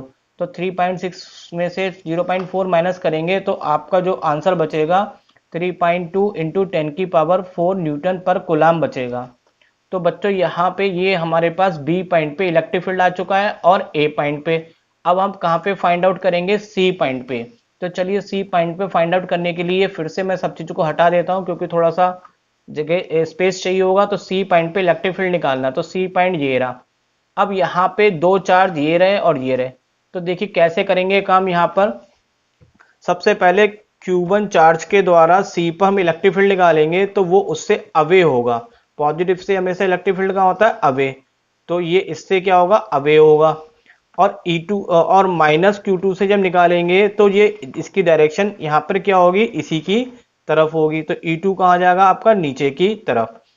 अब देखिए ये दोनों इलेक्ट्रिक फील्ड ना तो पॉजिटिव, ना तो एक डायरेक्शन में है, ना अपोजिट डायरेक्शन में है, ना 90, तो अदर डायरेक्शन में होता है। तो यहाँ पे हम किससे निकालते हैं, कंपोनेंट से। तो कंपोनेंट में आपको एक बार बता देता हूँ कंपोनेंट क्या होता है। जैसे कि यहाँ पे ये आर हमारे पास कोई वैल्यू है और ये एंगल थीटा है। अगर मुझे आर के दो टुकड़े करने हैं, एक हॉरिजॉन्टल और एक वर्टिकल, तो ये कंपोनेंट कहलाते हैं। तो जिस डायरेक्शन में एंगल होता है उस डायरेक्शन में हम लगा देते हैं कॉस, और जिधर एंगल नहीं होता उस डायरेक्शन में लगा देते हैं साइन। तो यहाँ पे कंपोनेंट की हेल्प से हम इसको करने वाले हैं। तो उसके लिए पहले हम देखते हैं बच्चों, यहाँ पे ये ट्राइंगल आपका इक्विलैटरल ट्राइंगल है क्योंकि हर एक साइड 0.1 की है। तो इसका मतलब ईच एंगल कितने का होगा, 60 डिग्री का होगा। अब कंपोनेंट निकालने के लिए हम यहाँ पे एक हॉरिजॉन्टल लाइन ड्रॉ कर लेते हैं। और देखिए ये एंगल 60 का है, तो ये भी एंगल कितने का होगा, 60 का होगा। ये ऊपर वाला एंगल 60 का ऐसे कि ये कॉरस्पॉन्डेंस एंगल से बन रहा है। और नीचे ये वाला और ये वाला एंगल कैसा बन रहा है आपका, कैसा बन रहा है आपका अल्टरनेट एंगल, इस तरह से। तो ये अल्टरनेट एंगल हो गया आपका। तो ये दोनों एंगल आपको क्या होंगे, इक्वल। अब देखिए हम कंपोनेंट निकालते हैं। सबसे पहले कंपोनेंट हम निकालते हैं E1 का। तो E1 का मैंने बताया जिस डायरेक्शन में एंगल नहीं होता, जैसे इधर एंगल नहीं है तो वहां पे क्या लगाएंगे, साइन। और जिधर एंगल होता है तो वहां पे क्या लगाएंगे आप, कॉस। तो E1 के कंपोनेंट आ गए ये। सिमिलर वे में जब E2 के आप कंपोनेंट निकालेंगे तो E2 के कंपोनेंट इस डायरेक्शन में जब निकालेंगे तो ये साइन का केस आएगा क्योंकि इधर एंगल नहीं है। और अपोजिट डायरेक्शन इधर दूसरी तरफ निकालेंगे तो कितना आएगा, E2 cos थीटा। अब हम पहले E1, अब देखिए इस सी पॉइंट पे चार प्रकार के फील्ड लग रहे हैं, E1 sin theta, E2 sin theta और ये दोनों E1 cos theta, E2 cos theta. तो सबसे पहले तो बच्चों यहाँ पे भी हम करने से पहले E1 और E2 की वैल्यू फाइंड आउट करते हैं कि E1 कितना है और E2 कितना है। तो देखिए हमने पहले फॉर्मूला यूज करा डिस्टेंस के लिए। अब देखिए E1 निकालेंगे तो वैल्यू हमने किस तरीके से लगाई है, यहाँ पे ये तो कांस्टेंट हो गया 9 इंटू 10 के बनाई। Q1 आपके पास चार्ज था कितना, 10⁻⁻8। और Q1 की यहाँ से C पॉइंट से जो डिस्टेंस है वो कितनी है, 0.1। तो ये मैंने डिस्टेंस लगा दी। इसको जब सॉल्व करेंगे तो सॉल्व करके ये आपका आंसर आ जाएगा 9 इंटू 10⁻3। अब अगर हम बात करें E2 निकालने के लिए तो देखिए यहाँ पे भी 10⁻⁻8 कूलम चार्ज है, माइनस का कोई रोल नहीं होगा, मैग्नीट्यूड लेना है केवल। और डिस्टेंस भी सेम है। तो सिमिलर जैसे E1 की वैल्यू आई है वैसी किसकी आ जाएगी, E2 की। तो इस केस में अगर हम देखें तो E1 और E2 E1 और E2 आपस में क्या इक्वल आया। अगर इक्वल है तो ये वाला कंपोनेंट और ये वाला कंपोनेंट एक दूसरे के अपोजिट होने से कैंसिल हो जाएगा। तो सी पॉइंट पे जो इलेक्ट्रिक फील्ड मिलेगा वो केवल इन दो कंपोनेंट के द्वारा मिलेगा और वो भी दोनों को प्लस करके। तो फाइनली जो हमारे पास सी पॉइंट पे इलेक्ट्रिक फील्ड आएगा वो किससे आएगा, E1 cos थीटा और E2 cos थीटा। उसमें साइन दोनों कैंसिल हो जाएंगे। अब यहाँ पे E1 और E2 यहाँ पे वैल्यू क्या है, सेम है। तो यहाँ पे E2 की जगह हम कितना लगा देंगे, E1। तो E1 cos theta E1 cos theta मिलके कितना हो जाएगा, 2 E1 cos थीटा। और अब हम यहाँ पे वैल्यू लगा देते हैं, 2 E1 हमारे पास कितना आया था, 9 इंटू 10⁻³ cos थीटा, थीटा कितना आपके पास 60 डिग्री है। cos 60 की वैल्यू होती है 1/2 और ये 2 से 2 कटेगा तो यहाँ पे E की वैल्यू आ जाएगी 9 इंटू 10⁻³ न्यूटन पर कूलम। तो ये आपका किस पॉइंट पे आ गया, सी पॉइंट पे। तो इस तरीके से हमने इसमें तीनों पॉइंट पे क्या फाइंड आउट कर लिया, इलेक्ट्रिक फील्ड। और यहाँ पे ये क्वेश्चंस क्या होता है बच्चों, कंप्लीट होता है। Two charges plus minus 10 micro coulomb are place 5 mm apart, determine the electric field. पहली वाले डायग्राम में जो पॉइंट P है वहां पे आपको 15 सेंटीमीटर अवे निकालना है और ये सेकंड वाले में आपको 15 सेंटीमीटर फ्रॉम Q पे निकालना है, फ्रॉम पॉइंट O से। तो पहले हम यहाँ पे एक एक करके देखते हैं।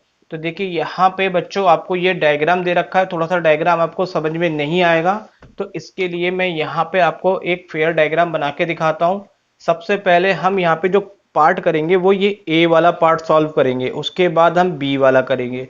तो ए वाले पार्ट का मैं डायग्राम आपको बता देता हूँ क्या दे रखा है बच्चों। यहाँ पे देखिए, यहाँ पे ए और बी दोनों पे, एक पे माइनस चार्ज और एक पे प्लस चार्ज रखा है, वो भी इक्वल है 10 माइक्रोकूलम।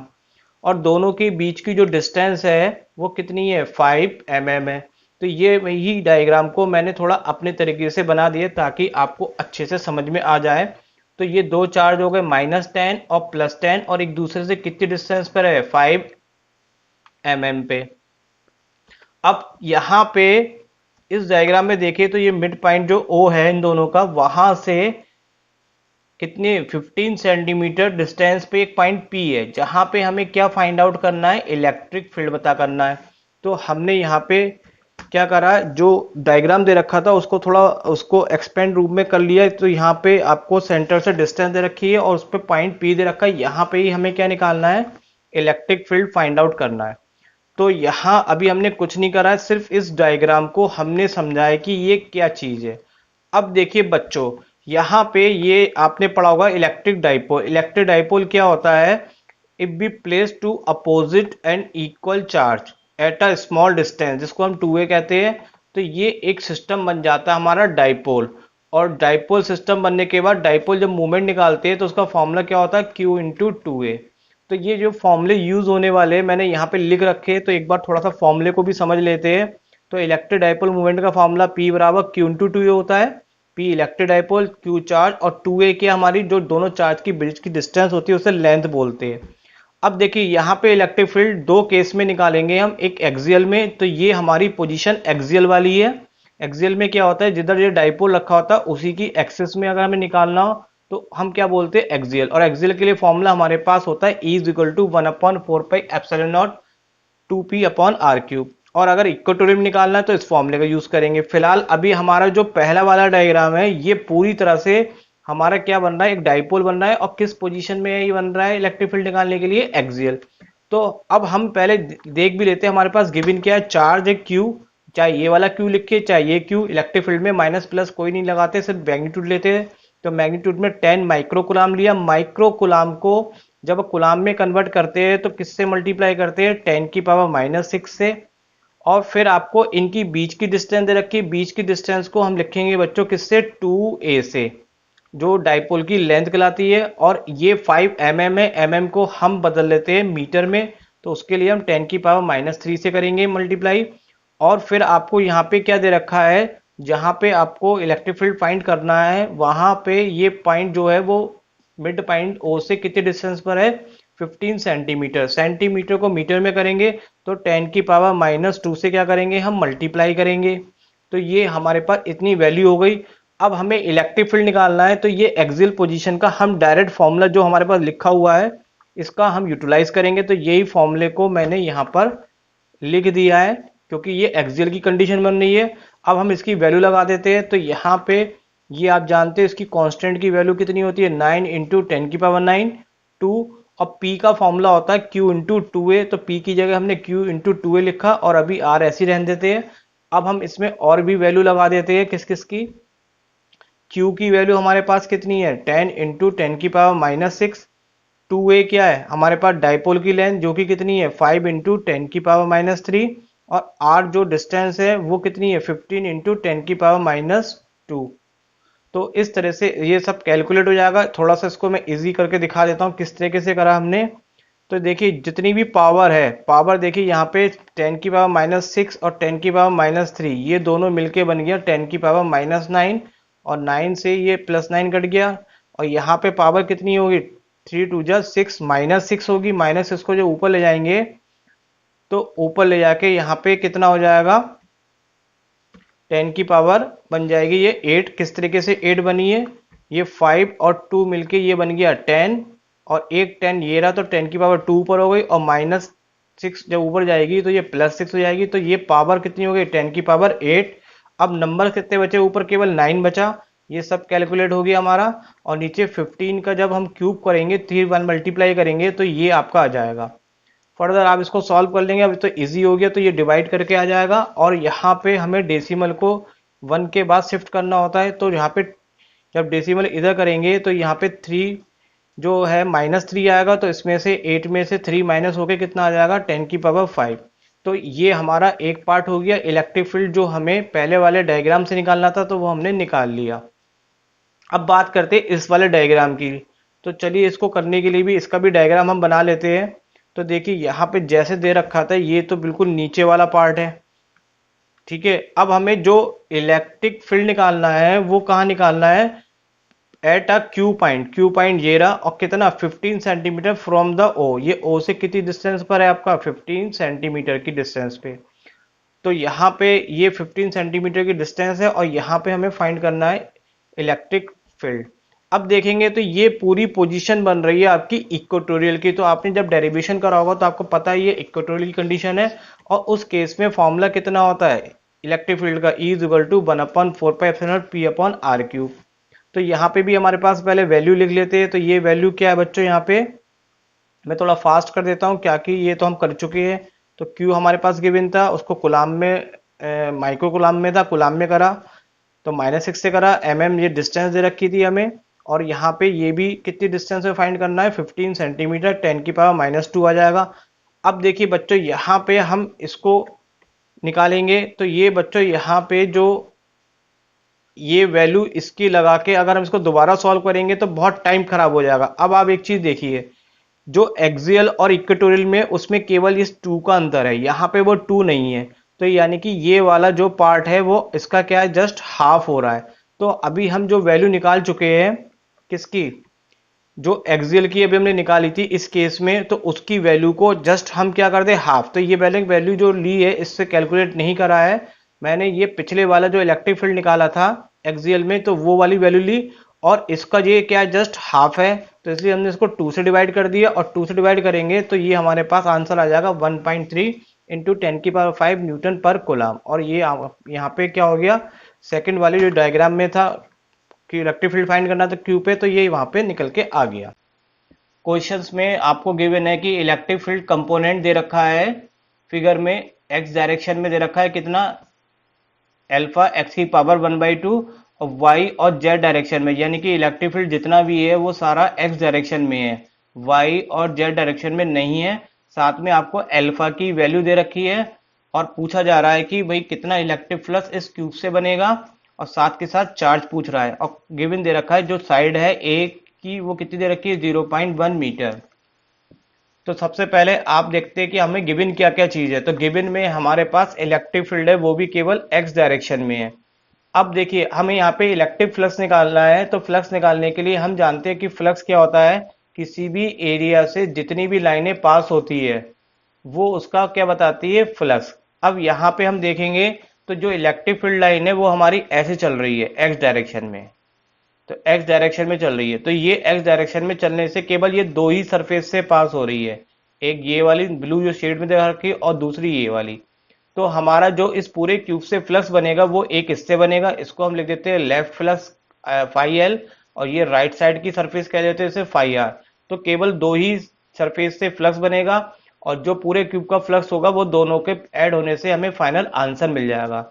तो हम लेफ्ट साइड का फ्लक्स निकालेंगे और राइट साइड का। कैसे, चलिए करते हैं क्वेश्चंस को। सबसे पहले हम बात करते हैं किसकी, लेफ्ट फेस की।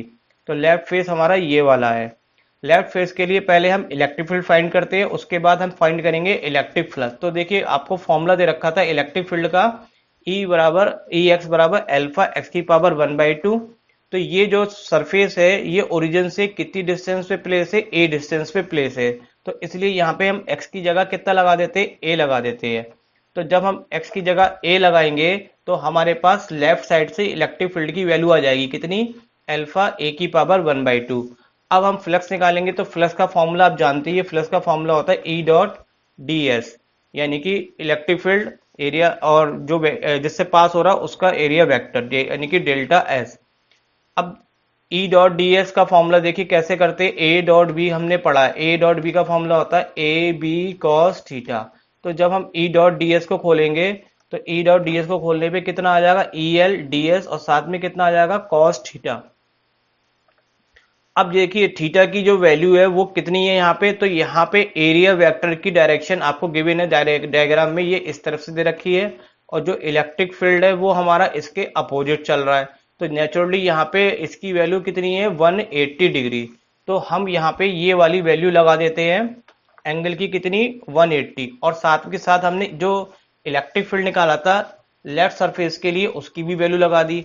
डेल्टा एस क्या है, डेल्टा एस इसका ये स्क्वायर बन रहा है आपका, इसकी साइड ए है तो साइड का स्क्वायर कितना होता है आपका, स्क्वायर जो हो गया वो कितना हो गया, एरिया ए स्क्वायर। तो यहाँ पे इन दोनों को जब कैलकुलेट करा जाएगा, चलिए मैं इसको अलग से ले लेता हूँ एक बार करने के लिए, ए की पावर 1/2 a2, तो बेस सेम है तो a, और a की पावर 1/2 और 2, तो कितना आ जाएगा, ये 2 एलसीएम ले लेंगे तो 1 + 4, यानी कि a की पावर आ जाएगी आपकी 5/2। तो इसको सॉल्व करने से कितना आ जाएगा हमारा, a की पावर 5/2, और cos 180 की वैल्यू कितनी होती है, -1। तो माइनस से मल्टीप्लाई करेंगे तो लेफ्ट साइड का हमारे पास फ्लक्स आ गया कितना, माइनस का अल्फा a की पावर 5/2। अब इसी तरह से हम कौन सी सरफेस का निकालेंगे, राइट साइड का। तो राइट साइड आप देखेंगे तो राइट साइड ओरिजिन से कितनी डिस्टेंस पे, a और a, यानी कि x इक्वल टू कितनी डिस्टेंस पे प्लेस है आपकी, 2a डिस्टेंस पे प्लेस है। तो इसलिए इसी इलेक्ट्रिक फील्ड के फॉर्मूले में अब हम x की जगह कितना लगाते हैं, 2a। तो हमें ये राइट साइड का क्या आ जाएगा, इलेक्ट्रिक फील्ड निकल के आ जाएगा। तो कितना हो गया, अल्फा 2a की पावर 1/2। अब यहाँ पे हमने फिर से अगेन फॉर्मूला यूज करा फ्लक्स का, लेकिन राइट साइड के लिए अप्लाई करेंगे। अब राइट साइड के लिए जब अप्लाई करेंगे तो यहाँ पे एरिया वेक्टर जो है वो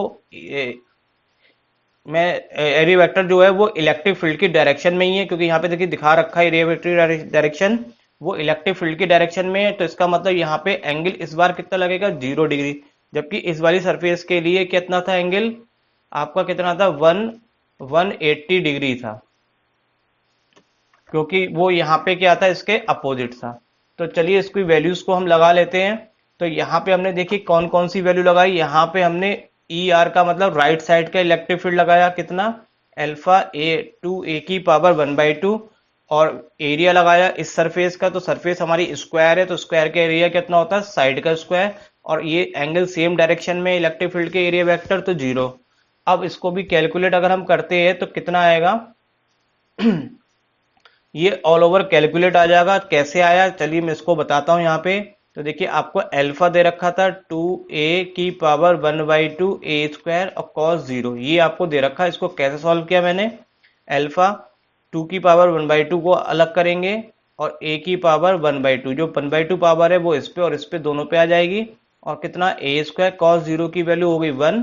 तो ये आपका कितना हो गया अल्फा, और इसको मैंने इस चीज को मैंने लिख दिया अंडर रूट में, और ये अभी हमने सॉल्व करा था तो ये आ जाएगा कितना आपका 5/2। तो कुल मिला के ये आपका यहाँ पे क्या आ गया, सॉल्व होके √2 अल्फा a की पावर 5/2।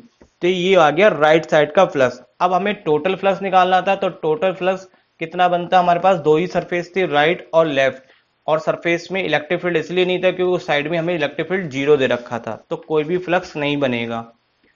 अब इनकी वैल्यू लगा लेते हैं। तो यहाँ हमने इसकी राइट साइड के फ्लक्स की वैल्यू लगाई और इधर हमने यहाँ पे किसकी लगाई, लेफ्ट साइड की। इनमें हम कॉमन लेते हैं, तो कॉमन में देखिए क्या क्या कॉमन है, अल्फा अल्फा ए की पावर 5/2 ये आपका कॉमन है, तो इसको कॉमन को हमने बाहर निकाल लिया। अब हमारे पास बचा यहाँ पे √2 और यहाँ बचा आपका -1। √2 की वैल्यू लगाते हैं, √2 की वैल्यू गिवन भी होती है, नहीं गिवन होती, तो आप याद कर लीजिए 1.414। तो √2 की वैल्यू लगाई, उसके बाद हमने इससे इसको क्या कर दिया, 1.414 में से 1 माइनस करेंगे तो बचेगा 0.414। अब हमने क्या करा, देखिए इसमें मैंने यहां से डेसिमल हटाया, डेसिमल हटाएंगे तो इसके नीचे कितना आ जाएगा 10, तो मैंने इस 0.1 को यहाँ पे कितना लिख दिया, 1/10। अब इसको हम कैसे सॉल्व करेंगे, तो चलिए मैं इसको अलग से लेता हूं, 1/10 की पावर 5 की पावर 1/2 है ये आपके पास। तो देखिए 1 की पावर कुछ भी खोलेंगे 1 ही आएगा, अपॉन 10 की पावर कितना हो गया 5 और की पावर 1/2। 10 की पावर 5 का मतलब होता है 1 2 3 4 5 जीरो लगाएंगे, और जब इसका हम रूट निकालेंगे तो 1 का अंडर रूट 1 होगा, और दो दो चार, चार में से आधे जीरो बाहर आ जाएंगे, यानी 2 और 1 जीरो ऐसे रह जाएगा, तो वो क्या बन जाएगा √10। तो इसको सॉल्व करने के बाद आपके पास ये रिजल्ट आ जाएगा 1/100 √10। अब √10 की भी वैल्यू लगा देते हैं। √10 की वैल्यू कितनी होती है आपके पास, यहाँ क्या करा, यहाँ हमने 100 से मैंने क्या करा, इसको डिवाइड करा, जो 100 था उसको डिवाइड करेंगे तो डेसिमल 2 प्लेस इधर आ जाएगा, तो 3.312। अब √10 से डिवाइड कर लेते हैं, √10 से डिवाइड करेंगे तो √10 की वैल्यू होती है 3.16।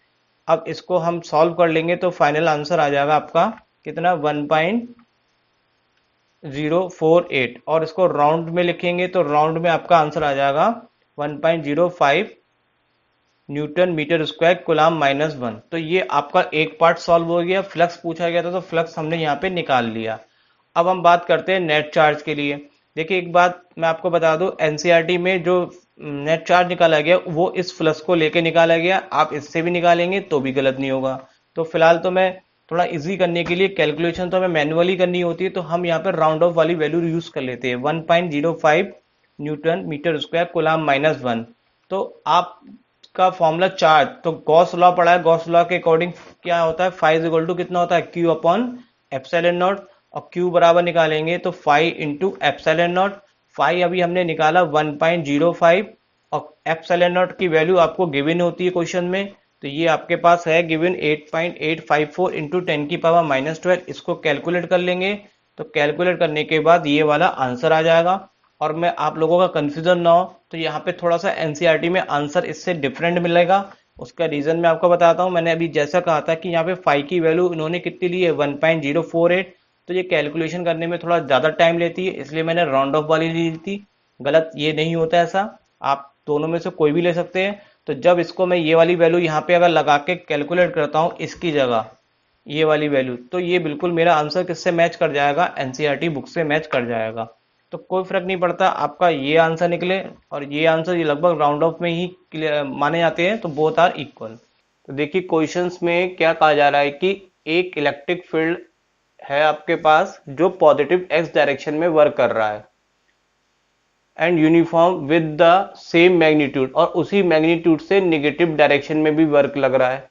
तो आपको यहाँ पे पॉजिटिव डायरेक्शन में मैग्नेटिक फील्ड दे रखा है कितना, 200 न्यूटन पर कूलम, और सेम ऐसी नेगेटिव डायरेक्शन में दे रखा है।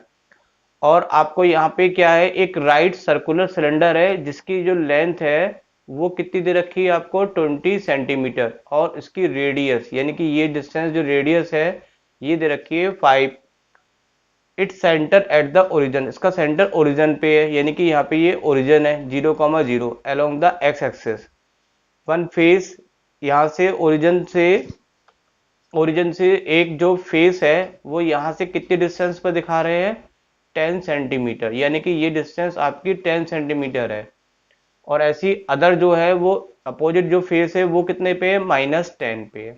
तो देखिए क्वेश्चंस में आपसे पूछा जा रहा है कि what is the net outward flux through the each flat face. तो फ्लैट फेस कौन से है सरफेस के, एक तो ये वाला जिसको मैं सर्कल कर रहा हूँ रेड से, और एक ये फ्लैट है।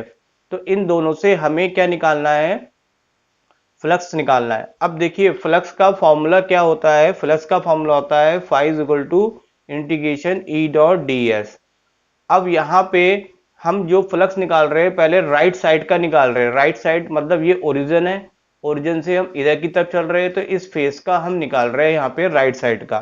तो आप देखेंगे यहाँ पे इलेक्ट्रिक और जो वेक्टर एरिया है डी डी डेल्टा एस, उन दोनों में वो एक ही डायरेक्शन में काम कर रहे हैं। तो इसका मतलब थीटा की वैल्यू यहाँ पे कितनी होगी, 0 डिग्री। तो देखिए आप जानते हो ए डॉट बी का फॉर्मूला, ए डॉट बी का फॉर्मूला होता है हमारा ए बी कॉस थीटा। तो पहले हम ये अप्लाई करते हैं A dot B cos theta के अकॉर्डिंग, ई का मैग्नीट्यूड, डी एस का मैग्नीट्यूड और कॉस थीटा। अब देखिए यहाँ पे हम वैल्यू लगाते हैं, तो थीटा आपके पास यहाँ पे एक ही डायरेक्शन में है तो कितना एंगल है, 0 डिग्री। तो कॉस 0 की वैल्यू लगाएंगे तो ये आपका कितना हो जाएगा 1। और इंटीग्रेशन जब ds का करेंगे तो ds का इंटीग्रेशन का मतलब होता है किसी चीज को पूरे पार्ट में कन्वर्ट करना। तो आपको ds मतलब इसका एरिया निकालना था, तो इसका एरिया हम जानते हैं सर्कल का एरिया कितना होता है, पाई आर स्क्वायर।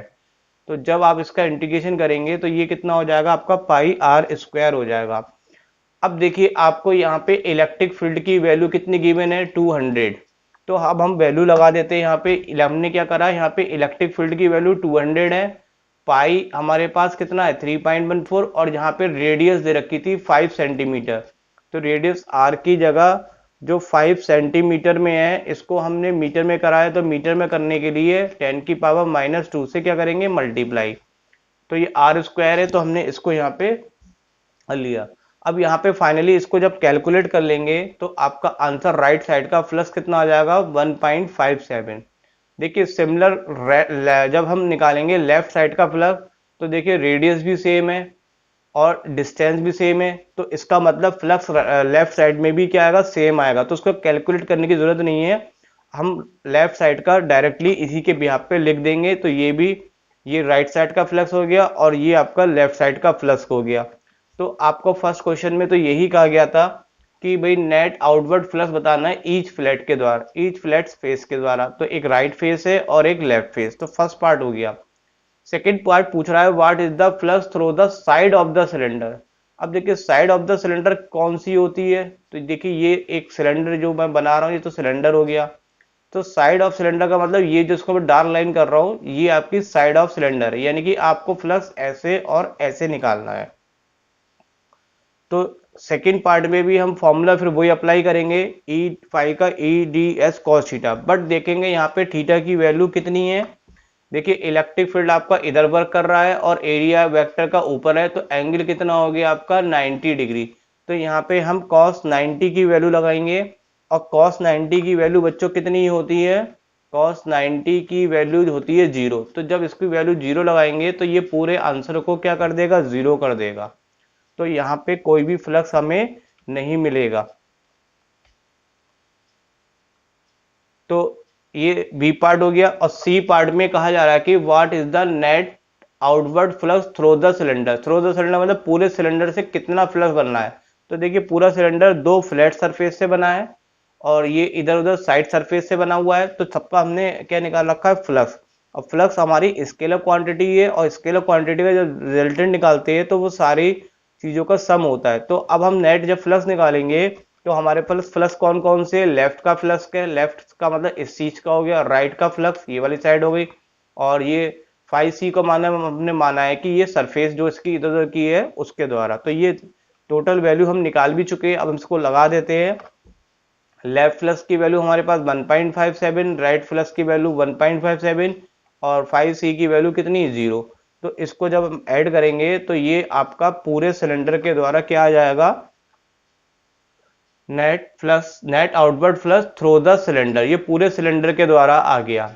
अब एक लास्ट पार्ट बचा है बच्चों, D, what is the net charge inside the cylinder. तो नेट चार्ज सिलेंडर में कितना होगा, तो आप यहाँ पे यूज करेंगे गॉस थ्योरम। गॉस थ्योरम कहती है फाई इज इक्वल टू जो जो आपका फ्लक्स होता है वो चार्ज का, नेट चार्ज का 1/एप्सिलॉन नॉट टाइम्स होता है। It means phi is equal to कितना होता है, Q/एप्सिलॉन नॉट। इससे हम Q निकाल लेते हैं। Q निकालेंगे तो हम यहाँ पे Q निकालने के इसकी क्रॉस मल्टीप्लाई हो जाएगी। अब यहाँ पे हम इसकी वैल्यू लगा देते हैं, तो आप देखेंगे यहाँ पे फाई की जो वैल्यू है वो आपके पास कितनी है, टोटल 3.14 है। और एप्सिलॉन नॉट बच्चों यहाँ पे कांस्टेंट होता है, इसकी वैल्यू क्वेश्चन पेपर में आपको दी जाएगी। तो यहाँ पे इसकी वैल्यू कितनी है, 8.854 इंटू 10⁻⁻12। और इसको जब मल्टीप्लाई करेंगे तो मल्टीप्लाई करने के बाद यहाँ पे आपको ये मिल जाएगा नेट चार्ज। तो ये बच्चों चारों पार्ट हमने यहाँ पे इसके क्वेश्चंस को कर लिए और यहाँ पे ये हो जाता है क्वेश्चन कंप्लीट। क्वेश्चन में कहा है कि एक अर्ली मॉडल है एटम का जिसपे कि पॉजिटिवली चार्ज कंसीडर है न्यूक्लियस पे। ये न्यूक्लियस है, यहाँ पे पॉजिटिवली चार्ज है कितना, Ze। इसके सराउंडेड में बहुत सारा चार्ज है, यूनिफॉर्म नेगेटिवली चार्ज डिस्ट्रीब्यूट है। इसके जैसे यहाँ पे मैंने दिखा रखा है, ये सब नेगेटिव चार्ज डिस्ट्रीब्यूट है।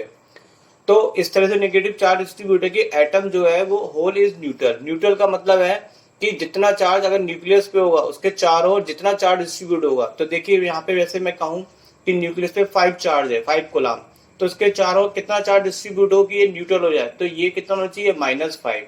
तो ये पूरा जो चार्ज है ये -5 होना चाहिए बाहर का। तो वो इससे कैंसिल होके क्या हो जाएगा, 0 हो जाएगा और ये न्यूट्रल हो जाएगा। तो जैसे कि आपको डायग्राम में दिखाई पड़ रहा है कि न्यूक्लियस पे चार्ज Ze है और उसके बाहर जितना भी चार्ज है वो -Ze है। तो कैंसिल होके ये 0 होके ये क्या बनना है, न्यूट्रल बनना है। फॉर दिस मॉडल, अब इस मॉडल के लिए आपको करना क्या है कि इलेक्ट्रिक फील्ड निकालना है at a distance r from the nucleus.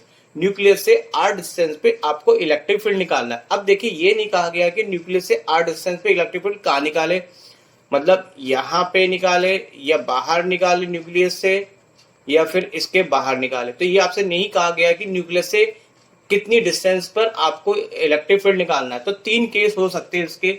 Number 1, nucleus से r डिस्टेंस अंदर हो सकता है। नंबर 2, न्यूक्लियस से r डिस्टेंस सरफेस पे हो सकता है। नंबर 3, r डिस्टेंस न्यूक्लियस से बाहर हो सकता है। तो हम यहाँ पे तीनों केस करेंगे क्योंकि हमें कोई मेंशन नहीं करा गया है। तो केस नंबर फर्स्ट लेते हैं जिसके लिए हमने माना कि जो डिस्टेंस है इलेक्ट्रिक फील्ड निकालने के लिए r जो है वो इसके सरफेस से बाहर है। तो कितनी बाहर है, ये स्मॉल r डिस्टेंस सरफेस से बाहर है। तो यानी कि इलेक्ट्रिक फील्ड जो हम निकाल रहे हैं आउटसाइड द एटम, उस केस में स्मॉल r की वैल्यू कैपिटल R से क्या होगी, ग्रेटर होगी। अब देखिए यहाँ पे हम ये जो बाहर की सरफेस मैंने डॉट डॉट लाइन ड्रॉ करी है, ये हमारी गॉसियन सरफेस है जहाँ पे हमें इलेक्ट्रिक फील्ड निकालना है। तो हम देखेंगे इस पूरी सरफेस के अंदर कितना चार्ज लाई कर रहा है टोटल। तो टोटल चार्ज देखिए यहाँ पे न्यूक्लियस पे Ze है और इतने पे चार्ज कितना डिस्ट्रीब्यूट है, -Ze। यहाँ तो कोई चार्ज है नहीं, इस जगह कोई चार्ज है ही नहीं। तो यानी कि ये दोनों चार्ज मिलके अगर नेट निकालेंगे तो दोनों का रिजल्टेंट कितना आएगा, 0, क्योंकि अंदर न्यूक्लियस पे Ze है और उसके आउटसाइड पे कितना है, -Ze है। तो कितना चार्ज आएगा, 0। तो इस केस में, आउटसाइड के केस में अगर हम बात करें चार्ज की, तो चार्ज की वैल्यू हमारे पास कितनी होगी, 0 होगी। तो चलिए मैं इस बात को लिख भी देता हूं। In this case the total charge enclose by the Gaussian surface is 0, क्योंकि यहाँ पे एटम न्यूट्रल है, इसका मतलब अंदर का चार्ज कोई इसमें नहीं है। तो गॉस लॉ के थ्योरम के अकॉर्डिंग हम जानते हैं Q इज इक्वल टू कितना, फाई इज इक्वल टू कितना होता है, Q/एप्सिलॉन नॉट। तो यहाँ पे हम फाई की वैल्यू लगाते हैं। फाई का फॉर्मूला होता है EdS cos थीटा और जो चार्ज है हमारे पास वो 0 है।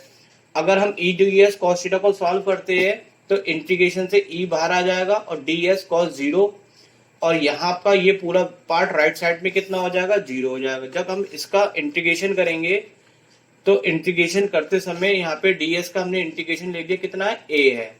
तो ये इक्वल चल रहा है 0 के और इससे a पार्ट इधर 0 में जाके 0 हो जाएगा।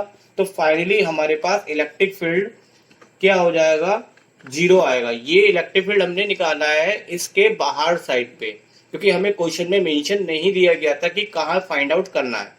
अब सेकंड केस लेंगे हमने सेकंड केस लिया कि ये जो चार्ज है इलेक्ट्रिक फील्ड जो है वो कहाँ लाई कर रहा है, इनसाइड द सरफेस, एटम के इनसाइड द सरफेस। तो ये मैंने देखिए डॉट डॉट लाइन से ड्रॉ कर रखा है, ये हमारी गॉसियन सरफेस है जहां पे हमें इलेक्ट्रिक फील्ड निकालना है, और इस केस में स्मॉल आर की वैल्यू क्या है, कैपिटल आर से छोटी है।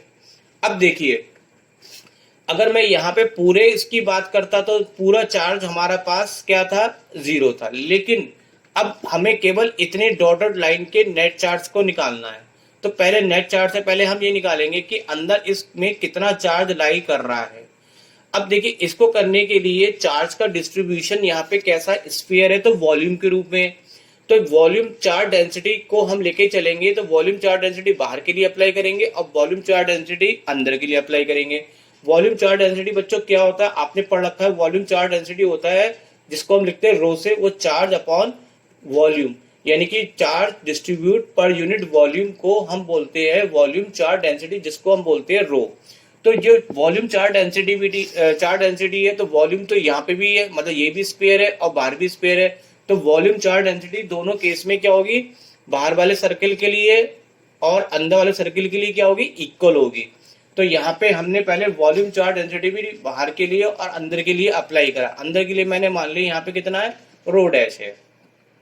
अब हम यहाँ पे फॉर्मूला लगाते हैं। वॉल्यूम चार्ज डेंसिटी का फॉर्मूला कहता है कि चार्ज पर यूनिट वॉल्यूम। यहाँ पे ये चार्ज किसका लगाएंगे, पूरे बाहर वाले सरफेस पे का, और यहाँ वॉल्यूम भी बाहर वाले की लगेगा। इधर जो रो डैश है वो हमारा रो डैश किसके लिए है, जो हमारी ये गॉसियन सरफेस है इसके लिए। तो यहाँ पे कितना चार्ज है हमें पता ही नहीं है, और यहाँ पे इस केस में हम इतने का वॉल्यूम लगाएंगे, तो उसको मैंने अभी वी डैश लिख दिया। अब वैल्यू लगाते हैं। देखिए, बाहर वाले सरफेस पे कितना चार्ज डिस्ट्रीब्यूट हो रहा था, चारों तरफ से नेगेटिव चार्ज कितना डिस्ट्रीब्यूट था, माइनस जेड। तो ये हमने माइनस जेड लगाया। और बाहर वाले स्फीयर का वॉल्यूम का फॉर्मूला कितना होता है, 4/3 पाई आर क्यूब, लेकिन बाहर वाले की रेडियस कितनी दे रखी है, कैपिटल आर, तो उसको हम कैपिटल आर क्यूब लगाएंगे। इधर हमें यहाँ पे इनसाइड में पता ही नहीं है कि कितना चार्ज लाई करेगा, ये तो हमें निकालना है, तो इसको तो ऐसे रहने देते हैं। और अंदर वाले का वॉल्यूम का फॉर्मूला जब लगाएंगे, तो अंदर वाले की रेडियस कितनी है, स्मॉल आर। तो यहाँ पे फॉर्मूले में वॉल्यूम का फॉर्मूला लगाएंगे स्फीयर का, 4/3 पाई आर क्यूब। अब यहाँ से हम नेट चार्ज निकाल लेते हैं, तो 4/3 पाई कैंसिल हो जाएगा, और ये आर क्यूब आपका इधर चला जाएगा। तो इससे नेट चार्ज की वैल्यू कितनी आ जाएगी, सॉरी नेट चार्ज नहीं, चार्ज की वैल्यू कितनी आ जाएगी, minus Z R cube upon capital R. अब बच्चों यहाँ पे हम देखेंगे कि इस वाले सर्कल में कितना नेट चार्ज लाई कर रहा है। तो इस वाले में जो हमने अंदर निकाला अभी क्यू डैश निकला, कितना आया ये, minus Z R cube upon capital R cube. लेकिन अंदर ऑलरेडी न्यूक्लियस भी है, न्यूक्लियस पे चार्ज कितना है, जेड। तो नेट निकालने के लिए इन दोनों को हमें क्या करना पड़ेगा, माइनस करना पड़ेगा। तो हमें ये पता चलेगा कि जो गॉसियन सरफेस है उसमें टोटल चार्ज कितना लाई कर रहा है। तो टोटल चार्ज हम निकालेंगे, तो जेड न्यूक्लियस का चार्ज, और जो इतना डिस्ट्रीब्यूट चार्ज है वो हमने निकाल लिया, वो कितना है, minus Z R cube upon capital R cube. तो ये हमारे पास टोटल चार्ज आ गया इनसाइड था।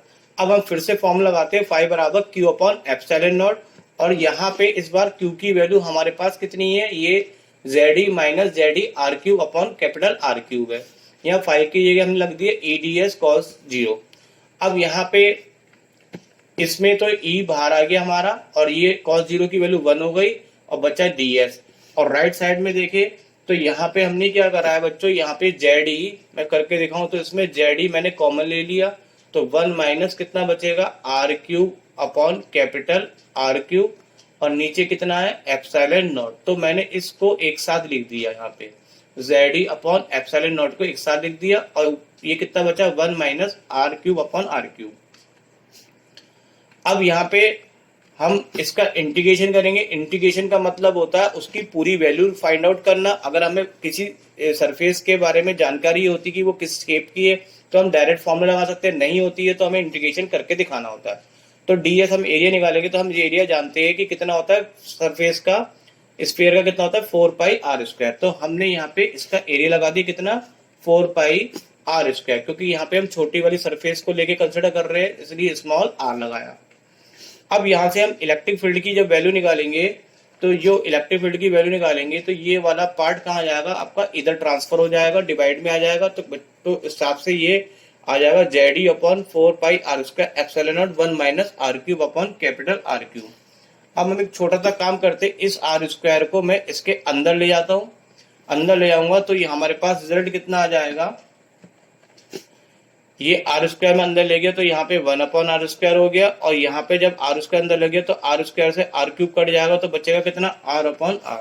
तो ये हमारे पास इलेक्ट्रिक फील्ड आ गया इनसाइड द एटम। अब तीसरा केस करेंगे कि हमने आउटसाइड निकाल लिया, इनसाइड निकाल लिया, अब हम निकालेंगे ऑन द सरफेस। सरफेस पे निकालने के लिए अभी मैंने ये पहला वाला फॉर्मूला लिखा है जो हमने अभी निकाल रखा था इनसाइड के केस में, इसी से निकलेगा। हम सरफेस पे निकालेंगे, यहाँ पे आउटलाइन में ड्रॉ कर रहा हूँ, सरफेस पे निकालेंगे। तो सरफेस पे निकालने के लिए क्या होगा कि जो आर डिस्टेंस हम ले रहे थे वो अब बिल्कुल किसके बराबर होगी, कैपिटल आर के, क्योंकि यही आर होगी और यही कैपिटल आर होगी। तो बस करना कुछ नहीं है, जो अभी हमने इनसाइड में फॉर्मूला निकाला है इलेक्ट्रिक फील्ड का, उसमें स्मॉल आर की जगह कैपिटल आर लिख दीजिए या कैपिटल आर की जगह स्मॉल आर लिख दीजिए। तो हमने यहाँ पे क्या करा, कैपिटल आर की जगह स्मॉल आर लिख दिया तो ये आर आ गया, तो आर से आर क्यूब कट जाएगा तो कितना बचेगा यहाँ पे। चलिए मैं इसको थोड़ा सा यहाँ पे सॉल्व करूँ तो यहाँ पे बचेगा E बराबर ZE/4πε0 1/r² और -1/r²। तो यहाँ से ये कट के कितना हो जाएगा, 0। तो इस हिसाब से ये आंसर कितना हो जाएगा आपका, 0। तो ये हमने तीनों केस करे, हमने इनसाइड निकाल दिया, आउटसाइड निकाल दिया और ऑन द सरफेस, क्योंकि क्वेश्चन में कहीं भी मेंशन नहीं था कि किस जगह पे निकालना है, बस ये बताया गया था कि आर डिस्टेंस पे निकालना है। तो यहाँ पे हो गया क्वेश्चन ये कंप्लीट।